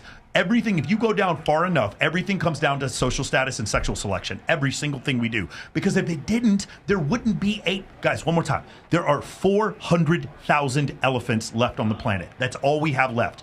And there's 8 billion humans. We won. 90% of the land animals, like the biomass of this entire planet, it used to be gazelles and fucking caribou and all this shit. 90% of the fucking large animals on this planet are chickens, pigs, and fucking horses and cows. We took over. There's nothing left. Victory. Like we have completely. It's all And hold on, but the agriculture-based, reason why I bring this up is because Homo sapiens have mated so much that there's 8 billion of us on the planet, which means our innate desire, our innate necessity for survival comes from what? Sex. Sex. We Yes. like fucking. Yes, it has to. Do you guys understand? It doesn't matter what an incredible warrior you were or what incredible homemaker you were. If you did not participate in passing your genetics along and having at least 2 children, because remember, there's 2 of you, and having 2 children, you need more than 2 children, because when you have more than 2 children, then the population goes up. If 2 people keep having 1 child, then after a generation, the population gets cut in half. What you they see did what I'm in saying? China. Yeah, exactly. Well, and now they're having like really bad population issues. Yeah, because there's too many. There's too many men in comparison to women. And then we're having the baby boomers are going to be dead. Like, no. Well, okay. What's after the baby boomer? The next generation, like our parents. No, our parents' generation. So that generation, when they age up and they're actually old, because like my mom's like not old. Like my mom's hot as fuck. Like. My guy friends try to hit on my mom. All right. So she does not look like her standard age, and that's like the new norm. So when they get to whatever their new old is, that generation is like the biggest because there's so many of them. That's when they had like 9 siblings. Yeah, like a lot of bigger families, like that was very traditional. And Back in the day. now people like our age aren't really having children. We have dogs. We're below replacement level in fertility. Yeah. And have been so, by the We way, have since French the bulldogs. mid-70s. It's not a new thing, people. Really? It's since the mid-70s, really. I think it's just gotten a lot worse that people are like actually really paying attention now. We don't need children at this point. It's Well, like it's also I was gonna say it's we don't need that many. Not everybody needs to procreate, baby, and I don't care what anybody I think says. you're right about that, but Well, it's like the also a smart people are never monetary the ones issue. doing it, right? And so that's Yeah, kind I of also the thing. disagree with Everyone's that. waiting, but then the people that shouldn't be having kids, they're having all the kids. Like, oh yeah, exactly. Like Honey Boo Boo. Yeah. So you're saying I it's forgot about that movie. eugenics? I mean, I didn't say it. You did. I didn't say it. No, it's actually really sad because a lot of people feel like they can't have children because they don't feel like they can support I told them. my mom that. Well, A lot of not, people I just can see it as a support check, them. I don't too. think it's safe. I Yeah. don't think it's safe for me to have a child. Listen, I think children are a blessing. I think that's an amazing thing. Okay, I think but it's an amazing So experience. there must be, but there must be something Totally. inside of you that thinks that causes you to think children are amazing. Who here thinks kittens are cute? Anybody? Is it just me? Who here thinks puppies are cute? Is it seeing a small, helpless thing like that, like a smaller version of it, and we find it incredibly attractive and appealing to take care of it? What does that come from? We're fucking mammals. We have a neocortex. We're not reptiles. We don't lay eggs and fucking run off. It's an evolutionary adaptation that we have. And so what does that say? Like that means that evolution is the reason why we have the brains that we have. That's Michael, I have a question. Go ahead. Where does the thing about like wanting to squish cute things come from? It's.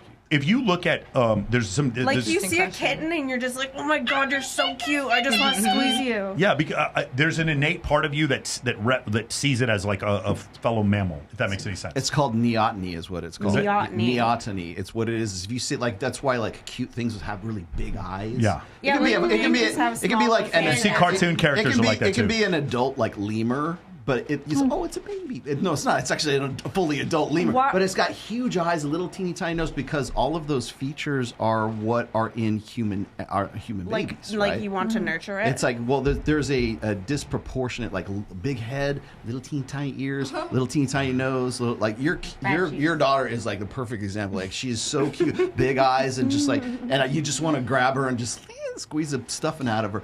But you don't, but it's because you're like, I love you so much. Yes. Well, you don't. But the thing is that it's a concept called neoteny, and it's how human beings like things that look like babies. We want to innately, interesting. naturally protect them and hold them and hug them. I've always wondered about it because, like, I don't know. I look at my cat and I'm just like, I know. Like my cat, I have a 22-pound black cat named Willie, and he comes in and he like sleeps next to me, and then I just hug him and like I don't want him to leave. Like I just want him to just lay there next to me.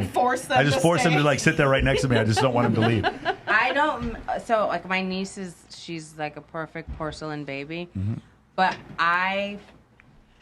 what I want next, I would want a litter of Frenchies before I was going to say, you have 27 Frenchies. So you can only imagine, like, my love of the baby puppy and having them first day born and their eyes are closed and then their ears open. That's just different from a kid, though. So do you think it's different? It's way different. Way Do you think different. it's I different for women? They don't speak. Like, No, they do. Do you think it's different for women though? That's different. Oh yeah, there's definitely words, definitely a maternal instinct. Yeah. So like I would right now. I wanted 4 boys and 3 girls growing up. I wanted 7 children, and then it went to 4 boys, and then like world climate, understanding the food supply, understanding lack of nutrients, understanding my child is going to grow up if they're not homeschooled in an institution that thinks that their opinion is better than mine, and I have to go with that. So I don't believe, right? I mean, I could have a kid in homeschool. I have a quick question. Mm-hmm. How much resources do 27 Frenchies take up? I got how much food? How much like more than all I have of 2 us. greyhounds, and There's more than it's more than 27. There's a lot, but it's just 27 Frenchies. Yes. Oh my goodness. So for me, like my child, I want them homeschooled. Like certain things that I want, and I'm just like, it's not the climate for me to have a child. And I don't know if I will ever be in that climate, but I didn't think I'd ever be married. Yeah, things change at the drop of a dime. But You I don't never think know. the world is in a climate like when children are being force fed to decide if they want to be he, she, they, them, cis. For me, I'm like, I want my child to just be a kid. Like I loved going out and playing hopscotch. Would you ever like move somewhere, like out of the country, or like maybe, Yeah, but even then, it's like I'm still American. All right, I'm still. I have a more pressing question. I have a more they're not pressing as- question. I have a more pressing question. Question for the ladies. This is thank you for the super chat. Ladies, do you know anyone who has been or participated in one of Diddy's freak offs? I've been invited a lot. I You didn't dated go? Quincy. Okay, and with that, we will get onto this video. Everyone, please watch the video. Watch this video. The nigga Pop was like, she's like, yo, so yo, when we gonna get the chance to, It's a lose-lose for one. The nigga Pop was like, she's like, yo, so yo, when we gonna get the chance to, to kick it, like we can just hang out, nigga, we gotta kick it. Yo, why don't we like go shopping or some shit? I mean, like I pay for it. And I was like, what the fuck this nigga just say? I got the fuck away from him because I was like, this nigga like the fuck. This nigga just tell me he take me shopping. And this is shit that goes on. There's a little fruit pile. Weird ass pictures and shit like that out there. Just sitting out there for no reason. You don't see accident pictures. You be like kissing niggas. Like that doesn't happen by accident. What is with all these like rappers like coming out like against Diddy? Just know what it is. No. Like even like Will Meek Mill's Smith being gay or too, Will yeah. Smith. Okay, so I'm gonna Just tell know you. what it is. I haven't really man. I haven't really talked about this once. I lived in LA for 2 years, and I will tell you the whole thing where straight men trying to get female actresses to have sex with them for roles is so fucking common. It's crazy. Casting couch is real. The opposite. You heard Cat Williams talking about, I just wanted to make it My in Hollywood sister's without putting. ex-boyfriend. Yeah, I just wanted to make it in Hollywood with somebody going into my booty hole. Do you remember him saying that? Yes. I just wanted to make it through my career without putting a penis in my mouth. That's what Cat Williams was saying. Guys, I used to think that shit was fake until I lived in LA. It is the Harvey Weinstein shit is not the tip exception. Of the iceberg. The Harvey the Weinstein men shit, is yes. the worst. Yes. More men are but- sexually. I'm going to use the word assaulted than women because the way that it's done to men is not the approach of women. Well, and it's hard for grooming it's is harder real. for men to actually admit it, but that's not the point. Well, I the was point gonna is what say, you were Michael, saying. hold The, on. the point you were saying is what happens is that apparatus I just described. Yeah. It fucking selects for closeted Well, homosexual kids men. too, Hold on, quiet one more time. Let me outside. say this again. That apparatus that I just described. It selects for closeted homosexual men to become the biggest rappers, the biggest actors, the biggest singers, because closeted homosexual men now have more access with casting directors. Closeted homosexual men run the world. Okay, maybe. But my point is, when you were asking why are all these people coming out as gay, Yeah. the reason why is because it was their attribution of gayness that allowed them to get to this level. do you think it Call was me out on it if forced you upon think. them? But they're not gay. They're groomed. Yeah, that's what I was Know gonna the say. difference. I don't know, man. It's really hard for me to believe that a straight man is gonna. No, have It's you watched? So I watched Quiet on Set recently, Okay. stuff like that. Oh yeah, that movie. And That it's- show's messed Yes, up. and it's So so true. true. Like as and these parents, we have to shame the parents too because the parents allow it. Like my mom, like looking back, I didn't think it was like. I'm looking back now as an adult. I'm like, it wasn't normal for me to be alone with a grown man in a room and a grown man calling me beautiful or saying the things he said. Because would you, Michael and Rollo, look at like a little 10-year-old girl and be like, "You're gorgeous" and stuff like that. Bro, if I was in a room alone with a 10-year-old girl, I'd be looking around. Where's the parents? This is not a problem. It's like, because there's nothing wrong with me, but there's something wrong with you leaving a stranger alone with your 10-year-old. Exactly. There's something immediately. Guys, one time I did this one time. But these parents want fame so bad, like my mother. Yeah. And like not to bash my mom, but they want. I don't even talk to her now. But like they want like it's so bad that they'll do whatever to have their child live it through them, and they don't care. There was a very famous lawsuit that was out of, I want to say it was in Phoenix, Arizona, not too long ago. And this guy was like a surgeon, and he had gone into like Barnes and Noble, into the children's department there, to go and find a children's book for like his nephew or his niece for a birthday, right? And he's walking around there, and I don't know if somebody complained or somebody said something, but the people at like the orderlies or the people who work there said, "You're gonna have to leave." What? Basically, yeah. They basically ejected him, and he ended up filing a lawsuit against them because he was just simply there trying to find but because he's this single man who was probably in his like late 50s, early 60s, he's there. People see that and they get uncomfortable when a guy is in that is near kids, is in a daycare center, is working it goes with back children. to the thing. Like, would you want to put your kid in a daycare where men are running it? Probably not. Exactly. Because that's just because of this preconception. You know, and the thing is it might be, the guy might be great with kids, but you're never going to know because that guy probably won't even take that job in the first place because he doesn't want to. He wouldn't be considered because of the like preconsidered notions about like what's going to go on. I also want to make more money. That's the other reason why I would take a job. Right. There's no status, you want to know why I want to make more money? Because I keep hearing women tell me that $26,000 a year isn't enough to spend on a woman. $5 million. Yeah, I'm like so as a man, it's like, well, I have a burden of performance now because I just keep hearing that if I'm not a provider, so I want to make more money. That's why I don't want to become a daycare worker. Exactly. That's why I don't become that. That's why I don't become an elementary school teacher. That's why that doesn't happen. But what you're saying is you don't do this job right now because it's to make yourself feel good. You do it for yourself. The podcast is for me. This is for. Well, you started MOA. it for you. Yeah, for sure. I did. But start even for me. too, there was there was parents that cared on that documentary, and then there was enablers who were helping these groomers furthermore separate the parents from the child to even encourage them to get emancipated for the the money, and then also putting the things in place so that they could essay them. Yeah, planting the seeds. Yeah. Well, it's interesting. Like ever since like Epstein, like everything is like you see these little kind of like I don't call them micro cults, but they're like little kind of groups, like the Diddy thing, and then everything you're talking about too is just every now and then they turn the lights on and the roaches run. But here's my other issue. You know, a couple years ago, the #1 song in the world was Lil Nas X, who is an openly homosexual rapper. So this idea that they're going to be chastised for being gay, no. So the problem is, the issue is not them being gay. The issue is them pretending they're not. Does that make sense? Yeah. That's the issue. The issue is Meek Mill find out some crazy stuff about him, and find out some crazy stuff about Will Smith, and find out some crazy stuff about Puff Daddy. I have stories, but this is not the place. Yes. Nor the time. There are some NDAs in place, but still, people don't understand.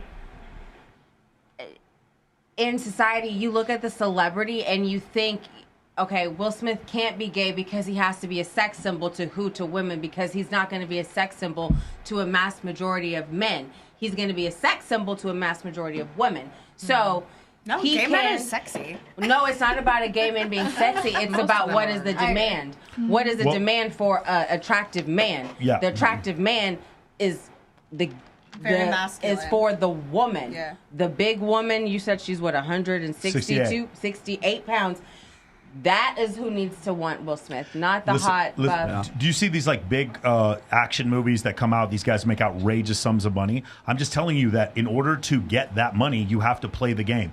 Do you know who hasn't been in a big collaborative movie in a long time and is probably the greatest actor of all time? Denzel Washington. Go find. He's not in Fast and Furious 10. He's not in any of these things. He does it on his own. And you want to know something else? He's one of the only African American actors I've ever seen that they didn't put in a dress. That they didn't put in a fucking dress. No, he wouldn't let them. Exactly. That's exactly my point. Kat is my sister's ex, okay? Yeah. He's was a brother at one point. that's another day. Yeah. Well, Cat is you're not. They presented him like he said 50 million multiple times. It's not like Cat hasn't made money. Cat makes money by himself. His schedule is gruesome. Most people couldn't do it. But he did it, and he said, I'm not going to sell my soul. I'm really going to show you I'm the funniest man. Yeah, he's crazy. Yeah, he flies off the handle, but he didn't do it on his back. Well, think about, like, white chicks and stuff. He would never. He No, would never. you're talking about the movie White Chicks, or Medea does whatever the fuck. Yeah, so Eddie Murphy and what? Marlon Wayans, market like the kids and stuff like that. I'll never forget because it like stuck in my mind.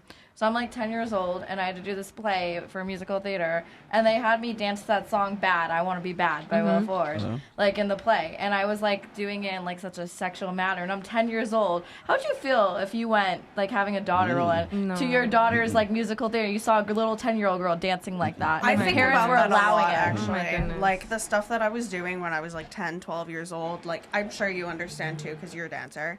Like the little outfits. Yeah, the they're putting little you outfits in. and stuff. That's pedophilia. It's ridiculous. It's definitely like, and like they're having little girls like shaking their booties and stuff like that. And I remember when my daughter was younger and she would watch Dance Moms. Oh my god! Dance Moms. Yeah, and like, and then of course that was one step away from them doing like these really hoochie coochie, like 10-year-old girls at dance competitions, by the way. Dances and I mean, they were very good. They were very synchronized, very and everything. talented. And you know what? You have a brilliant future as a hooker, or a pole dancer, or a stripper, or whatever else. And it's like you're 9. They weren't even 10. I think they were like 8 years old when they were up there doing this. And they were very intense. But it's like they're up there, you just doing the shit for like Beyonce It's kind one of or stuff. the other. say Actually, this. you either have a career as a hooker or you don't like. Wait, where are we going? You either have a career as a hooker or what? Please finish, Let me back that one up. Career as a stripper, because it's that kind of. It's like one or the other, or you're so traumatized of it, like you like are like innocent, like and like little like I was like you're like innocent stuff like that to a point where like you don't want to be with like anyone or have sex stuff because you're traumatized by sex and stuff. So you're traumatized by being sexual. You're like traumatized. You know what I mean? Yeah, so or you're kind of like a young girl and like you think you're gonna be a ballerina your whole life, right? Yeah. And then you get to like your 20s and you like, how can I be a dancer? And then it turns into like working at the strip club or something like that. Because the opportunities are not vastly available. Yeah, it's such like a concentrated thing, and it's very, very selective. Yeah, extremely. All right, let me get to these super chats here. I gotta blast through these things. Chalk T says, "Happy birthday, Rollo. Biggest lesson I learned from you is to never operate from a position of scarcity. Something so simple changed my life for the better. Thank you, brother." You are welcome, my friend. What's the next one? Can we please name the kid Sneeko, the best bi-Asian name in my opinion? Who's Sneeko? Thank you. That's the correct answer. Dex Sports. Natural selection is for survival, sexual selection, and reproduction. That's what you said is Darwinism. That's why the peacock's tail looks the way it does and serves no survival advantage. The human mind is the peacock's tail. I don't know if I necessarily agree with that. Love Rollo and Sartain, no homo. Okay, thank you for clarifying. Sorrelita Bass, my favorite regular. Happy birthday, Rollo. And last but not least, Rollo, the red glasses, a la They Live, seeing through the Matrix, D's Hootie Queens. Pat Campbell, the champ, is here. Thank you, Rollo and Mike. Okay, here you go. The champ is here! Okay, a couple more. Mark Fissel says, "Happy birthday, Rollo. I have a question for you. What is it like doing cocaine with Hunter S. Thompson?" Hunter S. Thompson? No, Hunter S. Thompson will be doing acid, my friend. Get your drugs right. Thank you, Mark. Derek Nelson writes, in Las Vegas. I have a quick question for you. Do you drink?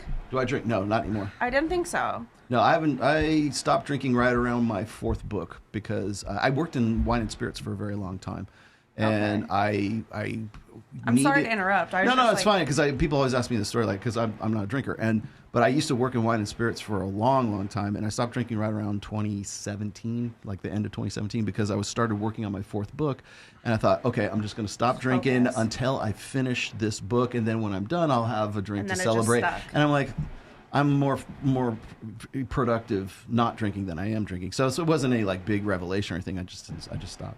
Yeah, well, because I never went to a meeting, never got a DUI, none of that shit. I just No, I was just wondering because like I was gonna get you like a gift, like a bottle of champagne or something. That bottle of cold gin, that kiss is from my brother, but it's just a novelty now. That's mine.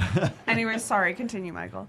I want to say the other one was from Derek Nelson, Sartain Mode. Appreciate that. And then Derek Nelson also wrote, such a cool nerd Sartain. Haha, that's funny. So here's the thing. Guys, tomorrow, for any of you who are watching this, they're going to do a 24-hour live stream for charity tomorrow here at Sticky Paws. No, it's tomorrow. I'm pretty sure it starts 5 a.m. Like in a couple hours, right? Doesn't it? I thought it was the 12th and the 13th. Oh, 5 a.m. Oh, no, I'm sorry. You're right. It's next Friday. I'm so stupid. I'm sorry. Next Friday. Okay, so next Friday, we're going to come back on here again next Friday on the 12th. When they do that, we highly encourage you guys to check out John Orlando. He's doing a 24-hour stream for charity. We're doing that. You guys remember one of my favorite books to recommend to people is a book by Ashley Mears called Very Important People. And in the book, she goes over the case studies done at Harvard by a guy named Jason Strauss. And I want to say happy birthday, Jason. Jason is turning years old on Sunday.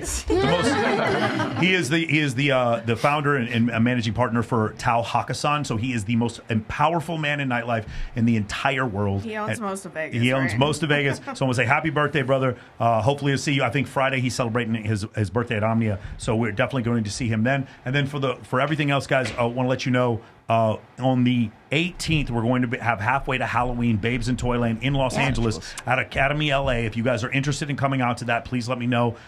We still have a bunch of people. Ladies, you're going to be dressed in costumes. It's a Halloween costume party. I will finally get to wear my Ken outfit. 2 days. Can't wait. 2 days after that, at Halloween. 2 days after that, we're going to leave and go to San Diego, and that will be the Bunny Ball, the yearly black tie Bunny Ball. We'll be collecting over 1,500 stuffed animals for orphanages and children that are in need. So we do that. We're going to be supporting Crews for Kids. If you guys are interested in either one of those things, hit me up and let me know. And I heard a rumor that we're getting closer for me to announce the dates for the bikini competition at Wet Republic. So hopefully we can get that going here pretty soon. Let us not forget that on April 11th, we will have Myron and Fresh from Fresh and Fit. We'll be in here. We'll be doing Fresh and Fit. I guess this show next week will be Access Vegas. Yeah, so we're gonna have to talk. We're gonna have to talk to them about whether or not we're gonna do reaction videos. And So if people were wondering, like we announced at the beginning of this show, in case you just picked up, that we're not going to really opine on Fresh's situation. We figured it would be better to have him come in here and field the questions himself, which they will probably do tomorrow on their AMAs. Yeah, I can't imagine they won't. For sure, I definitely think it's pretty. You guys should check it out. It's pretty nuts. What's going on there? Cool. Yeah. Anybody else? The thing is, keep the rascal wrapped. So my girlfriend's going to Paul Mitchell hair school right now, and at the end of the day, they have this thing called a share circle. So we're going to do share circle right now. Okay. Oh, wow. We're going to do share circle. They also on Fridays they have. She was talking about that. They have a dance party. All right. So here's real quick. What do you think about the show, Ingrid? That was great. It was so much fun. I think every conversation we had, I was not expecting. Obviously, I had absolutely no idea what I'm walking into. Thank you for bringing me. I think everyone was super nice. Everyone had really great opinions. I loved every point that you guys brought up. It was just really great to honestly hear. It's very refreshing, like a breath of fresh air. Thank you. Thank you, Bree. No. It's her birthday month, too. Oh, wow. Okay. When's your birthday? That cake is destroyed. You know, there's a nightclub in New York that won't let Aries in because they cause the most fights. Yeah, I know. We're the most evil. Yes, I know. We could start our own and club. Gemini's okay. double the Mars cover. energy. It was great. It was refreshing. It was lively. It was on brand. It's on brand. MOA. Guys, sign up. You'll MOA. need it. Thank you. Need it. Use my link. I appreciate it. Katie? No, I always have a great time coming on here and discussing things and asking questions and learning more about asking certain questions. I think you had some really great opinions about certain things, like a really great input. And it's lovely to meet a bunch of new women too. Everyone's so nice too. Yeah. Our wedding too. And Michael's okay. And I'll plan Rollo's it. okay Yeah. too. It's all right. Fire night. They direct traffic pretty well. Our wedding later, baby. Oh, hell yeah. We can do it at the Wynn. Yes. Yeah. See, you got Milana. What do you think, Milana? It was great. Thank you so much for having me. You're welcome. We love having you. This is your second time. Yes. And she has great fashion style. Yes. No, Yes. she's Absolutely. I love the colors. She takes best dressed tonight. Yeah, agreed. Miss Wolf. I always love coming on here with you guys. You guys are such, I don't know, it's fun, entertaining, and I'm just kind of like a fly on the wall because I really like enjoy just like listening to the conversation. It's hard for us to listen to you because you're so angry and loud. Yes. Yeah, I'm sorry, I'm a little bit soft-spoken, but Vicious wolf. But I do appreciate. Also, you guys always like show really entertaining videos, and I think that's always fun to touch on those subjects because I personally don't see any of these ever. Yeah. So it's always like the first time I'm ever seeing this, even though these guys. Yeah. Probably People seen send videos, them. like, People send them hundreds to of us. times. Yeah. But also, one more thing I wanted to add is I'm performing on 420. Hey. Okay. At Synwave. Nice. Where at? downtown. Shout yourself for out. a 420 event. It's just at Synwave downtown. I've never been to it. Art But District. yeah, I'm really excited to perform. So if you guys want to check out some like EDM music, come out. Awesome. I'll be posting Yeah. flyer on my Instagram. Nice. Alex. Okay, yeah, I think that I was just like how you said, I was kind of a fly on the wall a little bit. You guys are both very informational. I took a lot from both of you, and every girl in here, we have a very diverse group of girls, and I think that that was important to have this type of conversation that we had. And yeah, this is my very good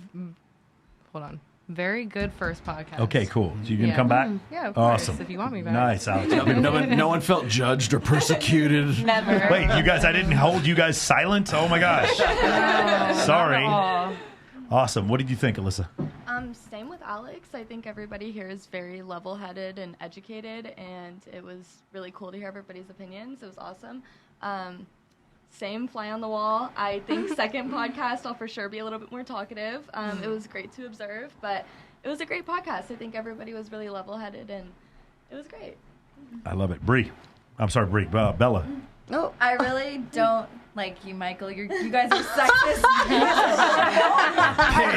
You guys are Oh, pigs. pigs. I don't ever want to be your Oink. podcast. I can't believe my boyfriend is friends with you guys.